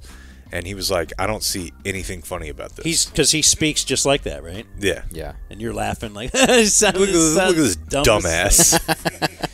My imperious leader, today is my Alexi Ogando birthday. 37, Blake? What do you think? Man, I had his jersey, too. You had an Alexi Ogando jersey. I loved Alexi Ogando. But I don't think I remember his number. Appreciate all you guys do. I've been dealing with some mental health and self-destructive behaviors, and worst of all, this inferior communication method known as Yahoo. Your show helps me break out of any funk I may be in. No pressure, but my life depends on you. Some shinfo. During your last year at the Ticket, I sent fake birthdays for my friends from each other just to troll them. I don't think I ever told them it was me, so I guess it was a joke for one. Anyway, if you bag on this or call me a loser, you're a real ass because, mental health issues and all. From Ty Hot Carl. So he's got a mental health force field. Well, Ty, you sound like a real loser to me. I was going to say that's a good bit. Ty, to me, I feel like probably no one would miss you. Now, do you count yourself as someone you're allowed to say that? Like the N-word? Yeah, like you've just said, as a guy who knows some therapy stuff, like you're a fellow. He's in the bubble. Yeah. Ty, if you're listening to me, it's not going to get better. Okay. Just take care of it now. Hey, Dan, day Sorry 2, about Jake, DF Ty. number 601. It is my brother Chad Hannon's birthday. He's 45. He loves you guys. Would get a kick out of you giving him a shout-out. Here's your kick. Leaders, Blake's dating app tips. More Blake. Keep doing what you're doing, Playboy. Sean. So his brother is Chad. Hey, Sean. And I'm going to save these other viewer mails because we've already gone pretty late today, so we'll read that stuff at some future moment. But I think it's time to shift into, abruptly, stop the music, Shane on SNL talk. Oh. Did you watch it, Blake? Nope. Okay, awesome. Thanks for participating. Again, just present it to the audience that hasn't seen it either. I haven't seen it. I'd love to know what's funny from it. You should tell me. And maybe play audio from it. I'd say the whole show was pretty good. Yeah, I saw some people saying, there was a thought that he bombed on the monologue, but I really think it's just something that was incredibly predictable, which is that he doesn't have a ton of TV material. Well, let's do the monologue, and then we can talk about the rest of it too. Yeah, because I thought we should play this whole thing. It's like 7 minutes long. We can, yeah, and I just thought a lot of the people that were panning it were like, you don't really get the bit. Shane Gillis, one of our favorite comedians. Okay, so why did he get fired? See, he was hired on SNL years ago and fired before he ever did a show. Yeah, it was like 5 hours. Because they uncovered, they hired him, and then immediately the internet, as it will do, after they announced hiring him, hey, do you know that he said this, this, and this on his podcast? Yeah, so the funny thing about it, I listened to a bunch of Matt and Shane's secret podcast on my way to and from Mexico last week. And, I think it was 2020. So there's two things, two currents that are happening at the same time. The first of which is people were just I'll just look at your Twitter and Instagram to vet you. And most comedians at that time had started to have podcasts. And it's what are you going to do? You're going to listen to 1,000 hours of my podcast and try to figure this out? The second thing that happened is people were really mad at Asian people for creating COVID. Okay. And they hired BD Wong the same day. And isn't that his name? Or is it Bowen Yang? I feel like you just did they all look alike thing, because BD Wong was Law & Order or something. Law & Order SVU or something. Yeah, so they hired Bowen Yang that same day, and Shane had some... Okay, so I don't know who he is. Was he in a sketch with him? Oh, yeah. He was the game show host. Okay. Yeah. They were on screen 4 or 5 times together. Wow. Okay. Because I didn't know if this would be if you've read that SNL book, when Andrew Dice Clay was on, somebody had a real problem with him. She would never have been in a sketch with him. And I think she quit, right? I don't recall. I think so. But I just know. So all that was happening at the same time. They brought him in. They wanted to be edgy by hiring him. And then they hire Bowen Yang. Shane had some offensive comments about MSG and Chinese food. And the funniest part about it to me was... But it was with a comedic vein. It was. He it was in doing a humorous vein. Yes. his funny comedy podcast. And the funniest part about it was he said that when they called him in, they were like, this is what you found? I'm glad it's only this. Yeah, it gets so much worse if you keep going. And then now, 4 years later, the career arc is they need him, so they brought him back in. I love it. Okay, so yeah, here's the opening monologue.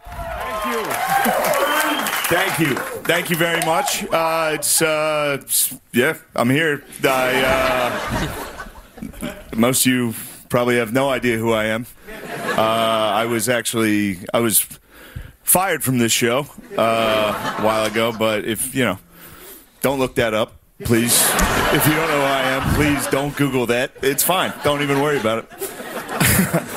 I don't know. I probably shouldn't be up here, honestly. I should be home. I should be a high school football coach. That's what I should be. Like, God molded me perfectly to be a high school football coach / ninth grade sex education teacher. I thought it was surreal seeing him. Yo, it's so weird. That is what I want to be. That is, you know, I can feel it. It's in there. It's like my true calling. And you feel, you know, I can feel it. You know, I'm getting older. It's passing me by. You know, like my biological clock is ticking on this stream. You know how like when a woman's biological clock is ticking, she sees like a baby in a stroller and is like, "Oh my God, your baby!" Like that's how I am. If I see like a big 15-year-old, I'm like, "Oh my God, look at the size of that kid." With the right coaching, that kid could be something special. I'm telling you right now. I come from a long line of coaches in my family. My father is actually a volunteer assistant girls high school basketball coach. He's actually here right now. You get him on there? Yeah. There he is. There's my dad, the volunteer assistant girls high school basketball coach. I thought it was funny. All right. You don't think that's funny to bring my dad here to make fun of him for being a girls' high school basketball coach? All right. I thought it was great. Never mind. Thought that was going to be a big hit here. Okay, so... Now my mom's up there with him. Bang a 20. At this point, he's realizing, like, the crowd is, like, uncomfortable. You know what I mean? Yeah. Like, they were laughing, but, like, I feel like at this point he's realizing, like, okay... Like, I just made a joke about my dad ostensibly being a pedophile, and maybe everybody's not vibing with that. Yeah, yeah. And he's like, okay, well, where do we go from here?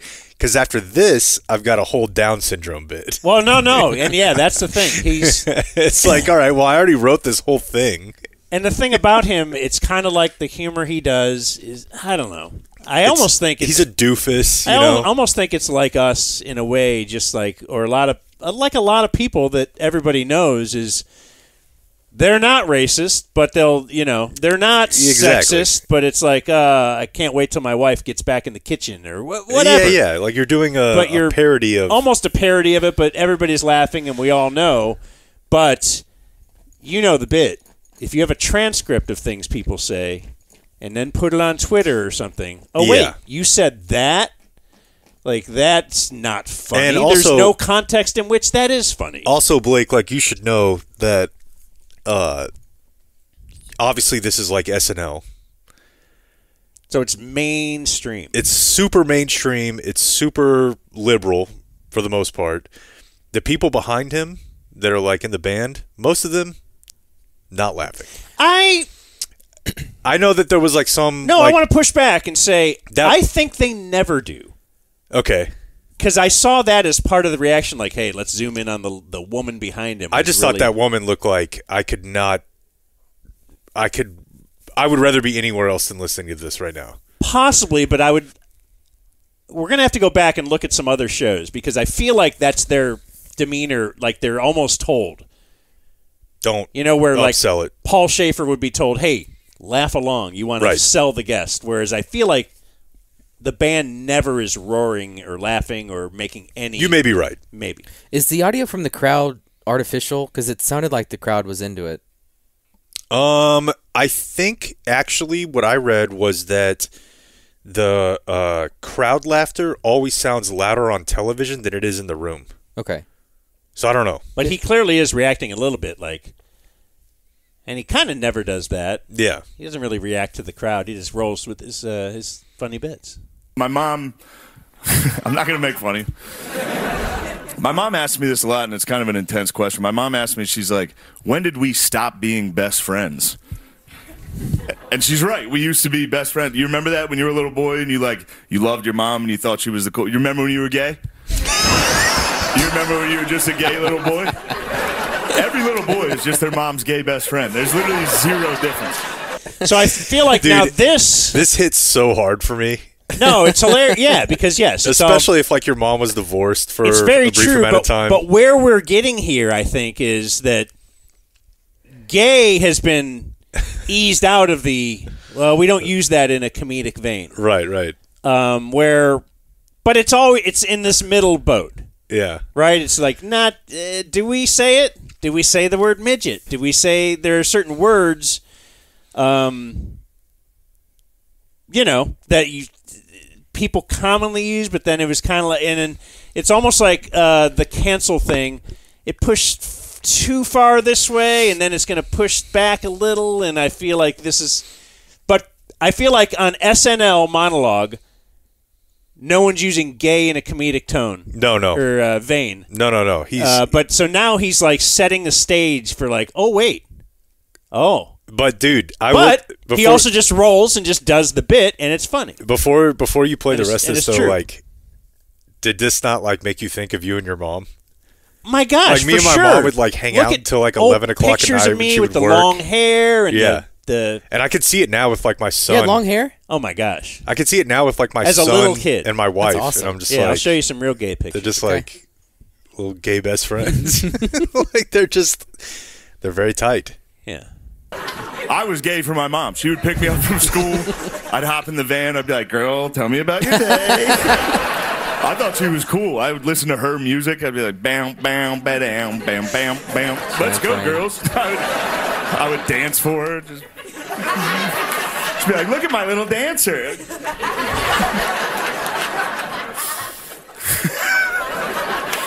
But, and especially, I think, if the mom doesn't have any girls. Yeah, You're for probably sure. going to have to. Yeah.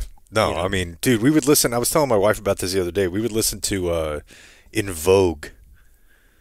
Sure. Like in the morning, like, and I would just like dance around like a little. I think my mom gay loved. boy. My mom loved Prince. Yeah, of and course. It's like, oh yeah. Yeah. my mom asked me when we stopped being best friends, and I don't have the heart to tell her. Because, like most men, I know exactly when me and my mom stopped being friends. It was the first time I whacked off. Because before. So, obviously, now we're taking another step into the. Has that ever been said on Saturday Night Live? Right. No way. Or even regular TV? Yeah, I don't think so. Because certainly, and I got thinking about this after the whole thing was over, you couldn't have said that on the ticket. No. And not today. No, we had to train Blake. Terrestrial radio. To stop putting but also, slurs like, in the crow line. Later in this show, they said titty twice, referring to the boob. They said goddamn a couple times. And certainly, you would have been dumped on the ticket for saying titty. Sure. I think once Jubb called somebody a titty baby. Yeah. Because they were just being whatever, and it got a titty dumped. baby. Yeah. Yeah. They were being a titty baby. But and that wasn't referring to the jug. Right. But it still got dumped, like, over the out of an abundance of caution. Anyway. Before that, you're like, oh, where's my mom? I love my mom. She's so cool. One nut, you're like, when's that bitch going to leave the house? A nut. I have so much business to attend to. All right. I hope I can say those words on TV. Anyway, my whole family's here, so I'll talk about them instead of anything else. Talk about my family. I'll tell you this. I don't know if you guys, if you can tell by looking at me, but I do have family members with Down syndrome. Okay. Now, does it sound like the crowd's into it? No. I was a little hesitant. Yeah. That was the so obviously he's done this thread before in his many times in his act. Yeah. Because he's got a uncle with Down syndrome. And he kind of looks like he 25% has Down syndrome. Right. Like, yeah, he's got that, whatever sunken look or whatever. But that he's bringing this to SNL. You're like, okay, this is way different than This is a little different than Sydney Talk Sweeney. about my family. I'll tell you this. I don't know if you guys, if you can tell by looking at me, but I do have family members with Down syndrome. It almost got me. I dodged it, but it nicked me. It's funny. And kind of like the the force field of mental health, family member. Ooh. Yeah. Okay, don't know. All right, that's obviously. I couldn't go up and do this bit unless I guess you could lie that you have a family member. It's funny. Look, I don't have any material that can be on TV, all right? I'm trying my best. Also, this place is extremely well lit. I can see everyone not enjoying it. This is, just the most nervous I've ever been. Don't clap now. Shut up.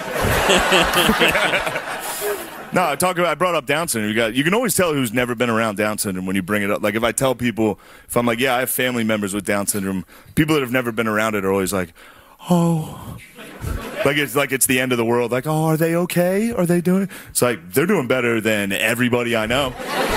They're the only ones having a good time pretty consistently. They're not worried about the election. They're having a good time. My niece has Down syndrome, and I thought that was going to get a bigger laugh. I thought we were allowed to have fun here. But no, my niece has Down syndrome. It's a funny thing that happens when someone in your family has Down syndrome. It goes, my sister was pregnant, everybody was like very, very scared. And then once they come into your life, you realize that's easily the only good member of your entire family. It's crazy. And then your family gets like too proud. Like now, every single day in my family's group text, it's just pictures of my niece. And every day, somebody else in my family comments, she looks exactly like Uncle Shane. And I'd be like, yeah, I see it a little. And there's no denying it. She does. She looks like me with bangs. Just happy. Dude, let me say this real quick. I will tell you, I've told you guys before about, like, my mom had, like, a ton of brothers and sisters. And her youngest brother, he didn't have Down syndrome, but he had something that was, like, kind of similar. And Shane is right. Like, he was the happiest dude all the time. I mean, he's still alive, actually. But he would just, like, fun. Just watched Walker, Texas Ranger. Like, smoked cigarettes for a long time. Like, just always, like, in a good mood. Like, he would just tell you these stories that you knew were absolutely made up. Where he's, like, telling you about, like, beating somebody's ass. And he's just like, yeah, I mean, 4 or 5 guys rushed me. And I took them on. You're like, that did not happen. That absolutely did not happen. Do you just let it go? Of course. Okay, yeah. Yeah, but he was just, like, always pretty happy. I would agree. He is one of the few good family members that I have. But my niece's mother, she didn't know she could get pregnant, so she foster cared and then adopted 3 black kids, and then she finally got pregnant, and now she has a kid with Down syndrome, and her husband is from Egypt. He's an Arab guy. You go over to their house, it's like getting in the craziest Uber pool you've ever been. It's crazy. Like, how did you guys meet? This is... But there's something, I don't know, my niece, one day... I'm not saying it's like something I'm looking forward to, but I think it'll be a nice thing for the whole country. I would say when my niece is probably in like 5th, 6th grade, out at recess, and some white kids out there like, hey, you're not allowed to play with us. You're retarded. And then 3 black kids come flying out of nowhere, just start wailing on that cracker. Everyone's gonna be like, oh! It's like a nice moment. Yeah, you guys just said cracker. No, my family and I, we opened a coffee shop in my hometown for people with Down syndrome to work at, and it's going. Don't clap. I didn't do it for the claps. I did it. It's going exactly how you'd think it would go. It's doing well, actually. Line around the corner every day. Not because there's like a ton of people going, but service is. Everyone's getting apple juice. We don't know how to fix that problem.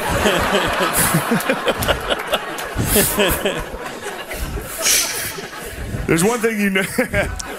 There's one thing you notice though when you work with these guys, and it's funny. There's zero difference between us and them, and especially at work, there's no difference. Every day these dudes show up to work just. And you're like, what's your problem, dude? They're like, I hate this job. So, all right, hey, we've got a great show for you tonight. So part of his thing is obviously it's very funny, but like just even slipping in the word gay, slipping in the word retarded.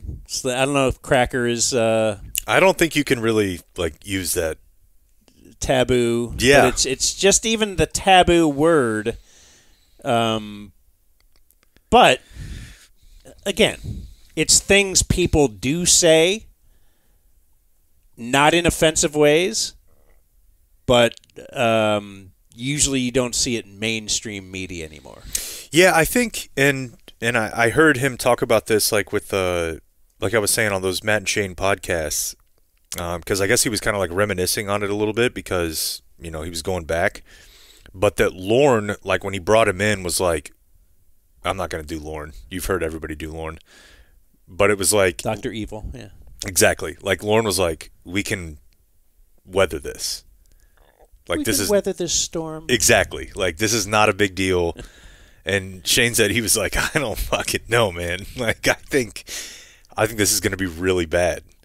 And I think that they're at a point now. It's interesting when you bring up like the whiplash of like cancel culture or whatever. I think SNL is trying desperately to do something edgy. Right, because they were edgy. They were, yeah, for most of their history. And then over the last, whatever it is, handful of years, they've become a little bit more... Quote, woke. Yeah, for sure. And him being fired is probably part of that. And he would say... that like Lorne definitely did not want to fire him. That's interesting. Like that Lorne was like, we need this guy. Like we need what he does. He like killed it as an audition. And if you look at his sketches, they're unbelievable. The Gillian Keefe stuff are so good. And like, because imagine those sketches on SNL. I mean, they got pretty close on a couple of them. No, yesterday or Saturday it was great. Yeah, I mean, some of it sucked. Like the cold open was terrible, which he wasn't in. Right. But that, like, to me was like, that's the A version of SNL, and the B version is the sketches he was in. And so, yeah, I just think, like, Lorne knew that we need, like, a guy. Like, we need somebody to spice things up a little bit. And I don't know, like, who's the most risque guy they have, like, actor they have right now? Like, is it Michael Che?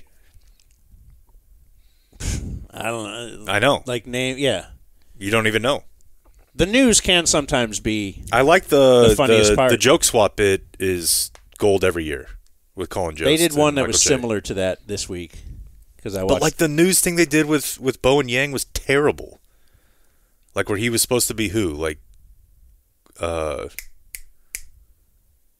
some artist or something. I don't know. It sucked. I feel like Shane was in less sketches than most hosts are. Yeah, I thought he was in a lot. I feel like he was in like half the show. And the funniest thing that they did, which I sent you guys, was Limu Emu, which they cut. Yeah, I've been reading that they cut a couple things. Limu Emu was so funny. Do you think it just went time, or I don't know, dude? Because that was an extremely offensive sketch. Like the Trump gold shoes bit was very funny. I thought that was good. The white men can jump or whatever.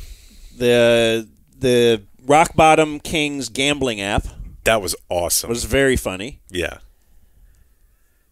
But yeah, the Limu Emu, that felt like an end of show skit. What was their end of show? I'm trying to remember that. They were at a restaurant. Yeah, I don't know. I watched it a little bit out of order, so okay, I can't. But yeah, I watched the fact that Limu is like a dirty cop who like shoots an insurance patient or a customer is that felt like a Gillian Keefe sketch to me. It was great. So, anyways, I don't know. I can't believe they let him get away with like half the stuff they did, but I enjoyed it quite a bit. No, that's the way to look. Yeah, I think you put it right. You know, they're trying to not be part of the establishment anymore because they've somehow morphed into that. And you know what? What I really they think started out being people would never put George Carlin on and this and that, Yeah. You know what I think made it worse was Trump. Because, like, everybody universally hates him.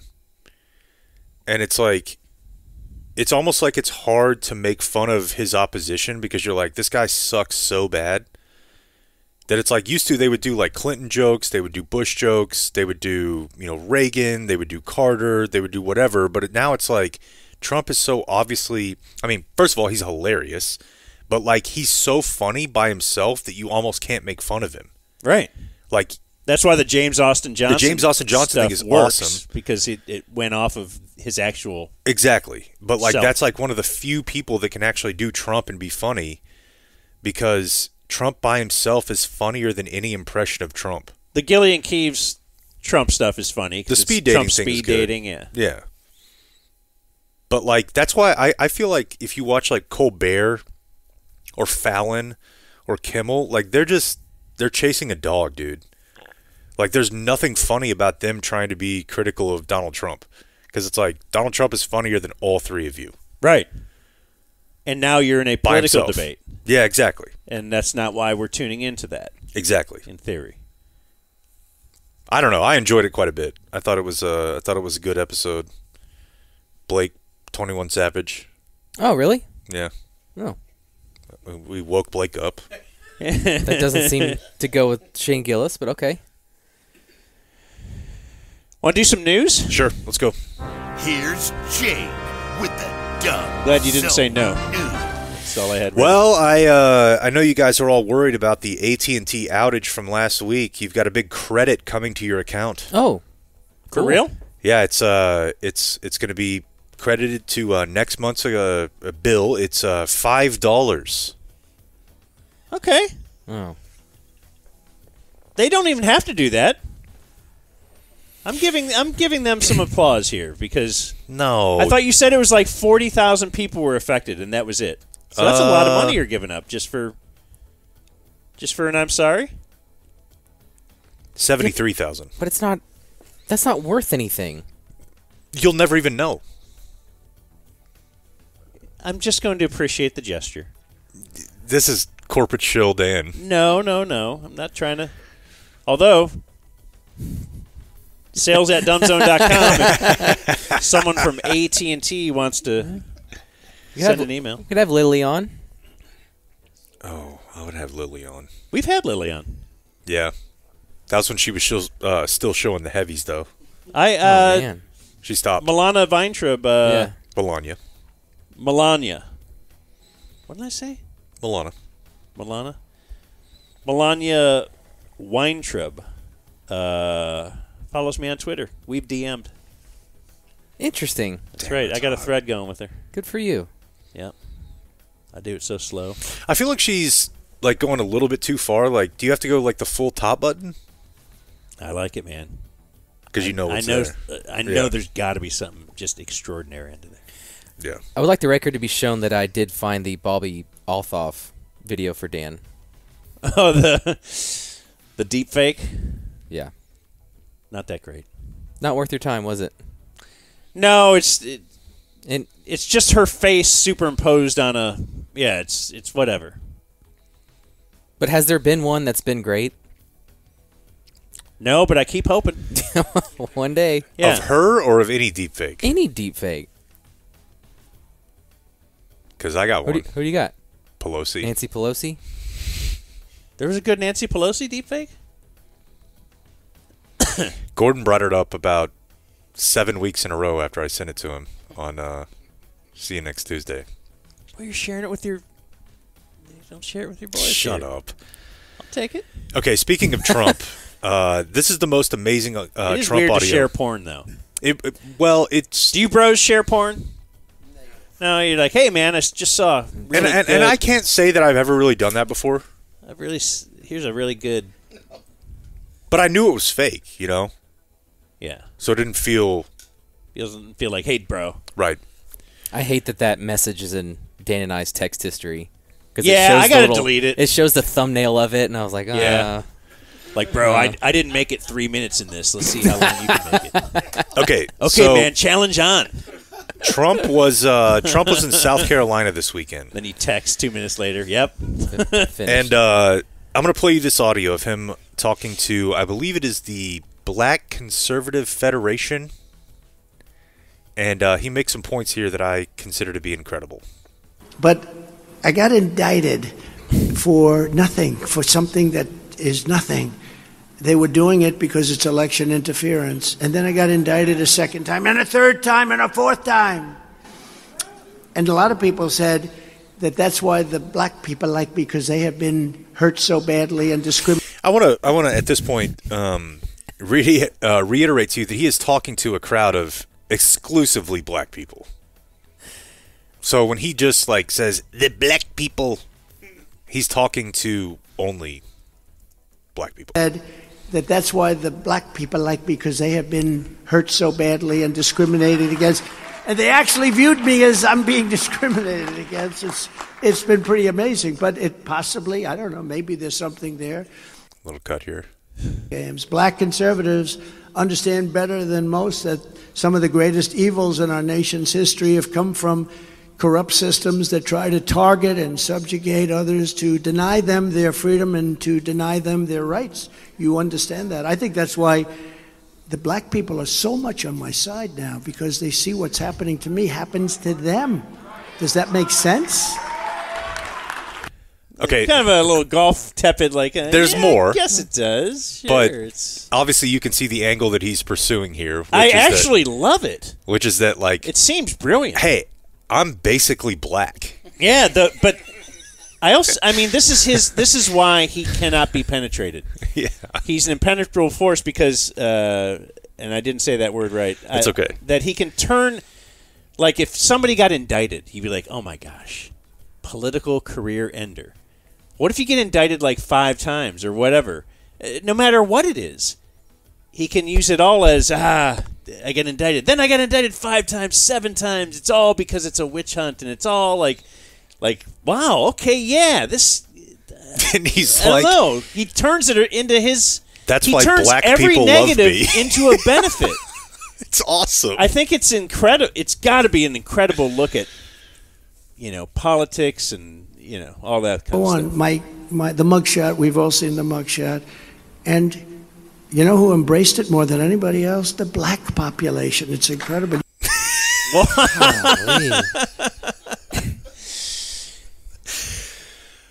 Because it's like a family photo. If it's for the black people. Every black family has a mugshot.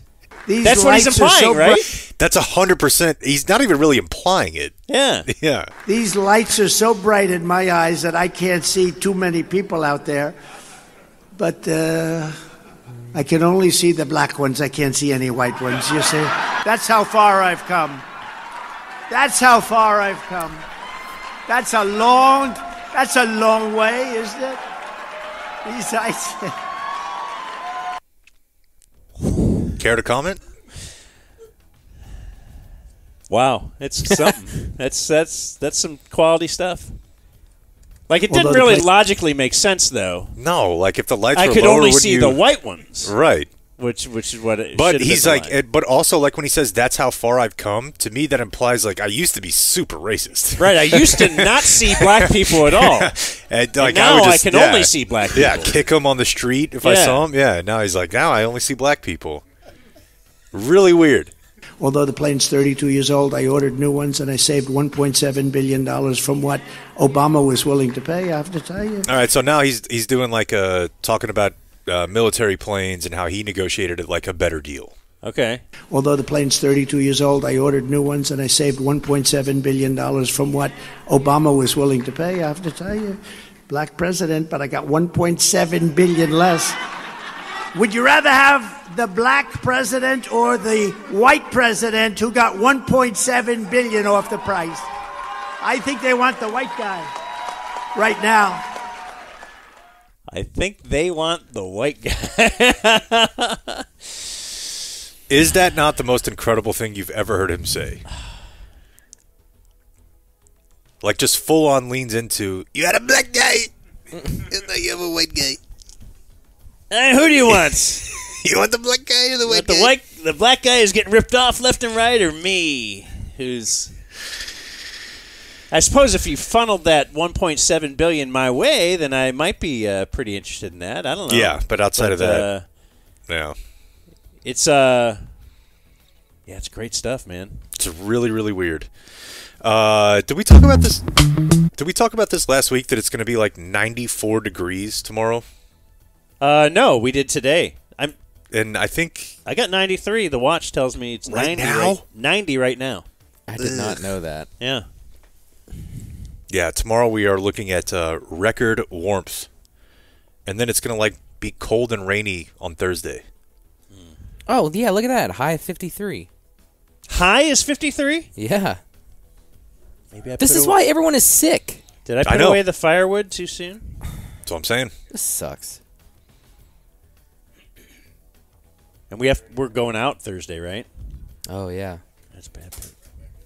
Cancel that. No. Police in Cedar Hill announced the arrest of 3 suspects that they believe were involved in an ATM robbery that led police on a chase in a stolen car. This was over at like Beltline and 67. $300K from an ATM. Oh, they didn't steal the ATM itself? No, I think they like busted open the ATM. Oh, okay. Did you know there was that much cash in an ATM? No. What would you have guessed, Gallery? 30 to 50, I would say, is about right. Yeah, especially because people just don't use cash. Yeah, especially these days, for sure. Yeah. 300. Did they get away? Well, they got away for a minute. Oh, you said they got them. Okay. Yeah. I didn't pay attention to that. I was trying to craft an ATM joke, and I couldn't get one. How far did you get? Yeah, let's hear the workshop. That's probably about it. Is like, okay, ATM, I know what that means. You know, I got to be honest. There's got to be something funny there. I don't really know that I do. You don't know what it means? I mean, I know what that acronym stands for, but I don't know like what the act actually would entail. What? Well, you got to click on one of the vids then. What do you mean? It's kind of a how-to. It tells you in the thing. I know, but it's going from the A right to the M? Yeah, there's no like let's wipe this guy off first, or it's going from one to the other. Okay. That's shocking to me. It's the old chocolate popsicle. Okay. Mm-hmm. Look it up. I feel like there are a couple different ways you could go about it, though. Like A to M, meaning your M on my A, wouldn't that also be A to M? Does that make sense? Yeah, I'm with you. Could, but that's where you got to click and see the instructional video, and you're like, oh, okay, that's... Because you're not using, there's no letter in an acronym for what is going from A to M. Right. P. But it's really or all, D, all the A and the M are in the same vessel. Okay. And you're going from just one portal to the other. Right. But there's not a lot of description. So I could see where you'd be confused on that, sure. Yeah, I mean, the thing that I'm referring to was always called full lessons. Did I tell Are that? you talking about tossing salads? As Chris Rock would say? Sure. That's called full lessons? That's what Grego told me. Oh, well. I've told that story before. Yeah, but I didn't know it was called full lessons. That's what he said. He's like, do you teach her full lessons? Okay. I'm like, I don't know what that means. Did I tell that story? It means you're putting your M on her A. Correct, yeah. And you're right on in there. 18, 19. Not 19. The first day you met him. It wasn't the first day. The story would be better if it were the first day, but it was definitely within the first couple months. It was definitely within the first couple months. And the funniest, this is your hero. The funniest part about it to me, if I think back on it, was when he told me this. He was standing there with his hands behind his back, and I don't know why that's like such a funny pose for someone like a to. ho-hum. Yeah, like he was telling by you the way, about like how to like handle your crops. Yeah. Oh, by the way. Yeah. Yeah. Wasn't like a sit down, son. No, it was not. It was not. There was no like alcohol involved or anything like that. It wasn't like. And yeah, his turn this off, Mom. His advice was again that if you are willing to do that, that a woman will never leave you alone. And you've gone on to say it worked. He wasn't that wrong, right? There's your news. Yeah, who would... The Dumb Zone News. Like and subscribe. In history. Oops, what did I do? Oh, man, I screwed this up. Don't you have to warn her or say, I got an idea? You don't just do it. I would not warn. Yeah, that's... I feel like... Presents Today in History. I think we've already hit 2 hours. Yeah. We'll try to make this as short as possible. Oops, that was abrupt. It's Monday, February 26th. That's when we were recording live to tape from high atop my garage. With Mark Miller. 690 Mark Miller. On the couch. Have you muted him, Blake? You're not even allowing Mark Miller to... There you go. Am I here? Now you're open. All right. That why you wanted him unmuted? I'm interested in what you have to say. I'm sorry that Sorry Blake about is Blake. not. That's okay. Yeah. He's a wild card. Now's your time. On this day in 1933, it was reported that NFL owners had voted to move the goalpost 10 yards forward to the goal line. 93? 80. No, excuse me, 33. Oh. I'm so sorry. it was back where it is now, but they said, let's move it to the goal line to encourage more field goals and reduce the number of ties. There are so many pesky ties. I got to be honest with you. I had no idea that it used to be back, move forward, and then move back. No. Really? Yeah, I had no idea. Back in 1933, they say this was in spite of arguments that this could result in more injuries. You would think. Yeah, well, scoring, though. Yeah. Scoring up. And ties suck. On this day in 1998, a jury in Amarillo rejected an $11 million lawsuit brought by Texas cattlemen who blamed Oprah for a price fall after a segment on food safety that included a discussion about mad cow disease. Isn't this how Dr. Phil was born? You tell me. Didn't she also cause the Hawaii wildfires? You're pretty close. But I believe that's when she first had Dr. Phil on to talk about whatever. Mad cow. I think. I don't know. During this trial. I don't know either. But. And then several years later, his son made a terrible song that you made us listen to. Dude, I watched you've heard many people say you should watch it, and you should. The Mother God documentary on HBO. It's very, very good. It's 3 parts, probably 45 minutes Something Rose? I can't remember. It's just called Mother God. Something. Search Mother God HBO. It's like a cult. It's very, very good. And okay, yeah, this is not. I was thinking of Gypsy Rose. That's a different thing. Yeah, Mommy, Dead, and Dearest. They ended up with Mother God ended up on Dr. Phil. By the way, that's why I thought of it right here. On this day in Texas, huh? 2013. Was Mother God based in Texas? No. She was not here. Olson was introduced to Love is One and Amy Carlson by a New Age scholar at the University of Texas at Austin. Oh, okay. Anyway, on this day in 2013, at the in Egypt, a hot air balloon burst into flames,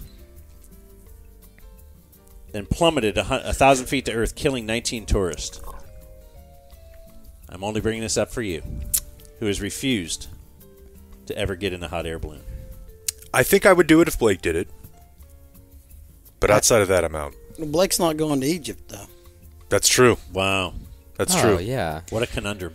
Yeah, you know, and it's weird too. Like we were talking last week about like my affinity for Mexico and how everyone's so cool.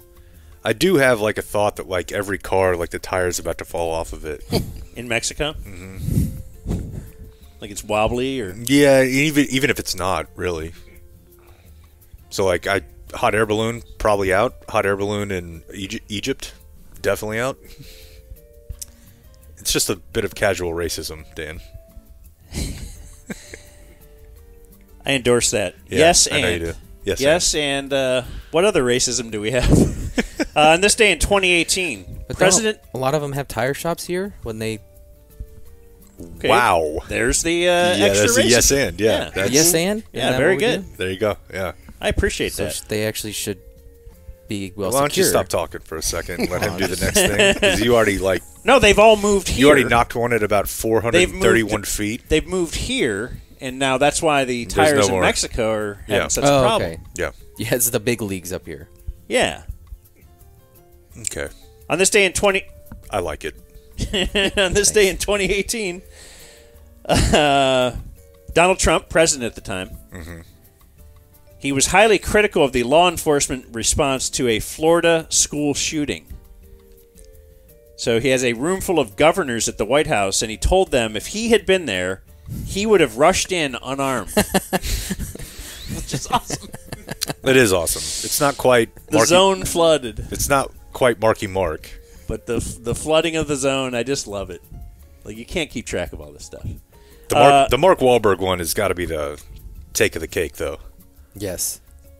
When he said, I think it was like in particular about Flight United 93, where he said that if he would have been on there, there's no way it would have gone down.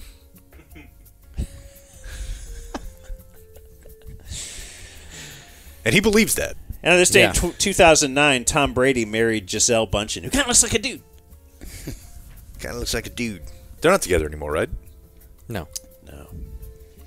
He's Sad. married to his son, I believe. That's Nope. right. No, they just kiss. Oh. Is she remarried? No. She's not remarried. I think we would have heard about that. Anybody? Oh, as a fighter? Yeah, you got to be. That's pretty much the only way. The only way that you could like marry her now is if you kick ass or have $1 billion. Wouldn't you say? Yeah, That's a tough. I would turn down the date with her, just knowing that I can't follow him. Sure, I'm sure you would. Let's see.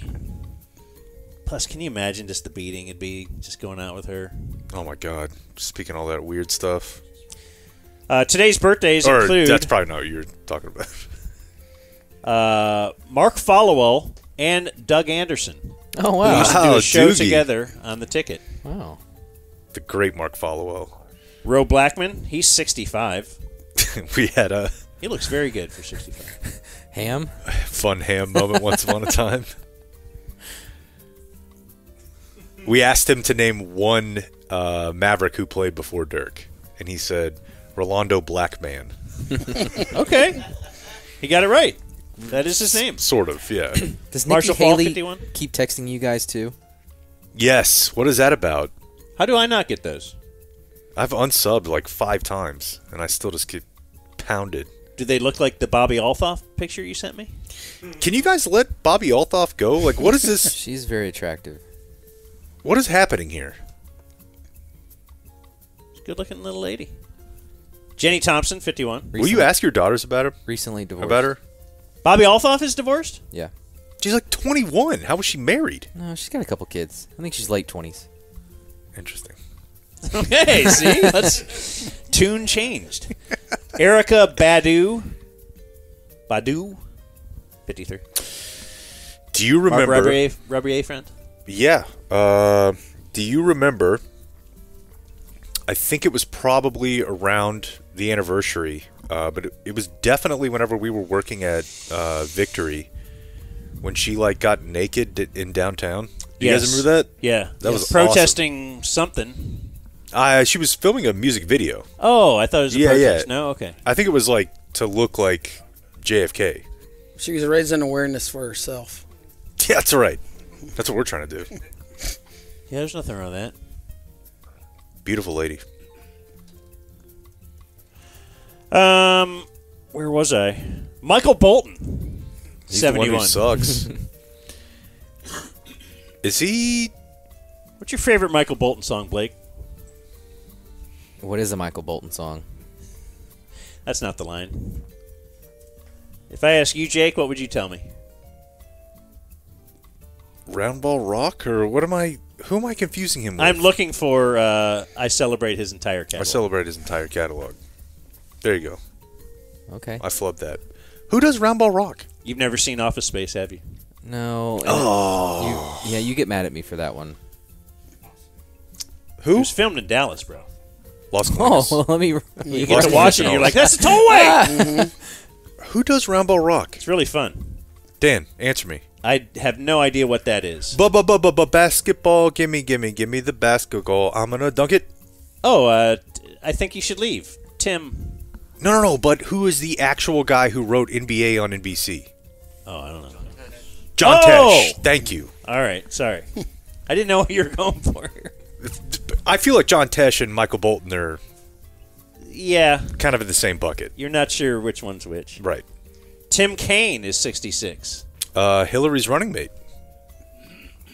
You didn't think I'd get that, did you? I knew you'd get it, but when I looked at this morning and that was the note, I was like, huh. He had a chance at being the second gentleman. Chuck Wepner is 85. Chuck Wepner. Do tell. In 1975, Muhammad Ali defeated Chuck Wepner. He was a boxer. With a TKO, I believe 19 seconds left in the fight. So in the 15th round, Muhammad Ali beats Wepner. He was a journeyman known as the Bayon Bleeder. Bayoun? I don't know how to pronounce that. Spell it for me. Bayonne. Bayon. Bayon. Probably. Bayon Bleeder. Was he French? Like, he was a guy who would box occasionally, but he had a job selling liquor during the day. Jeez. And he's fighting Ali? This fight inspired Sylvester Stallone to make the Rocky story. And in fact, poor Chuck Wepner was stolen from again because I believe it was at Rocky 3. Chuck Wepner later would go on to do an exhibition with Andre the Giant where Andre the Giant threw him out of the ring physically. His body, yeah, and then what would have? Yeah, metaphorically.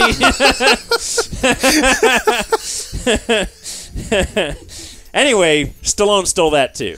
I don't know if he ever gave the guy any money, but he's 85 today. Book him, Blake. And born on this day, not alive, we have John Harvey Kellogg, invented cornflakes. Spare. And then dead on this day, still dead, we have Bill Hicks. Were you a fan? Huge, dude. The comedian Bill Hicks. You know, the one thing about him, though, that's really weird, and you know what? I'm kind of like over the point of trying to get Blake to watch anything that I think is funny. Bill Hicks, a lot younger than you think when he died. Really? Like, he was like 34. How'd he die? Cancer, yeah. But you watch him and you're like, this guy's 50. He's wise, but he's like very, very young. Austin. I hate young guys who are so smart because then I'm like, oh, man. Most of them die, though. Okay, well, that's good. Yeah. And that was Today in History. We want to offer Mark Miller the opportunity for closing remarks. Am I allowed to do this? Oh, yeah. What do you got? It's your stuff. What's that mean? You'll see. Well, first thing is I got him a couple of cans of snakes because he likes to shoot snakes into each other. Okay. They don't actually come out of the can. I couldn't find any like that, so there you go, Dan. Like the springing can of snakes? Yeah. Okay. Remember, you were wanting to shoot into each other for a right, while. so I now have two cans. You can shoot one into the other. Yes, that is awesome. A great visual, yeah. There you go. And now here's a send t-shirt. That over, Send that over to him. A Potbelly Sandwich Shop T-shirt. Okay, who doesn't want to rep Potbelly? And how come? I mean, the only thing is, there's only one of them. Oh, don't worry. We got here. That's probably Blake's dream shirt. Dude. What's on there? It's the movie poster for Pearl Harbor. Awesome. Box office flop. No, it correct?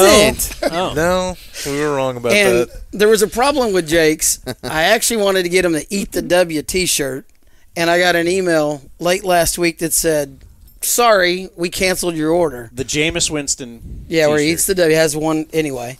And it bounced back after watching him the other day. I got him a good old... Oh, after fantastic. his vacation. Yeah. Figured he'd love that. I love Canada shirt. Yeah. Oh, you could wear it next time you What go could there. be better? Can That's you right. imagine the high fives you're going to get? I can't. A couple other things. That's a Potbelly. You buy one, get one. You can have a few lunches. All right. This is for the security crew. Now, shouldn't you That's get why one I was if you asking buy- about Four Fig Cat. So I'll just, do we know the cat's name? Binks. Binks. Okay, I was going to call it Blackberry or whatever Julie Cranberry. called it. Cranberry. Thank you. That's a security gift card for these guys. This guy's been taking care of me. My wife went to 3 or 4 Papa John's, and nobody has gift cards. So that's for Papa John's. Wow. Dang. That's Exclusive. your Pizza Friday? Pizza Friday. Wow. How exclusive. Just say a prayer to me before you eat it, if you don't mind. Now, Mark, you did dole out $6.90 to be here, right? Yeah, somebody did. Yeah, somebody did. It was my wife. This so. was a gift? Yes. This is for a Christmas gift. Oh, Yes, okay. yeah. Now, in my head, I've been thinking that the reason to do this is because we all know 69's cool, right? Oh, yeah. Pretty great? Yeah. Like, it's a good experience. You know? Weekly. You get a little 69. Weekly. I think it's way too good of an experience to do weekly. I think this has to be held for anniversaries and bar mitzvahs. It's held for a lot longer than that. But what I'm thinking is... What about leap year? So 690 is what, 10 times 69? Right. Do you feel the experience the euphoria you felt today is 10 times that of the general point, 69? At this point, I'd rather come here. Whoa. Whoa. There you go. Because it's hard to come there. Okay. Am I right? Yeah. Not really. All right. Thanks, everybody. Adios, mofo. What does Blake do? What does Blake do? What does Blake do? What does Blake do? What would you say? What does Blake do? You do here. Listen together. What does Blake do? What would you say? What does Blake do? You do here. Listen together. What does Blake do? What would you say? What does Blake do? You do here. Listen together. What does Blake do? What would you say? You do here. What does Blake do? Listen together. Do. What would you say? What does Blake do? What does Blake do? You do here. What does Blake do?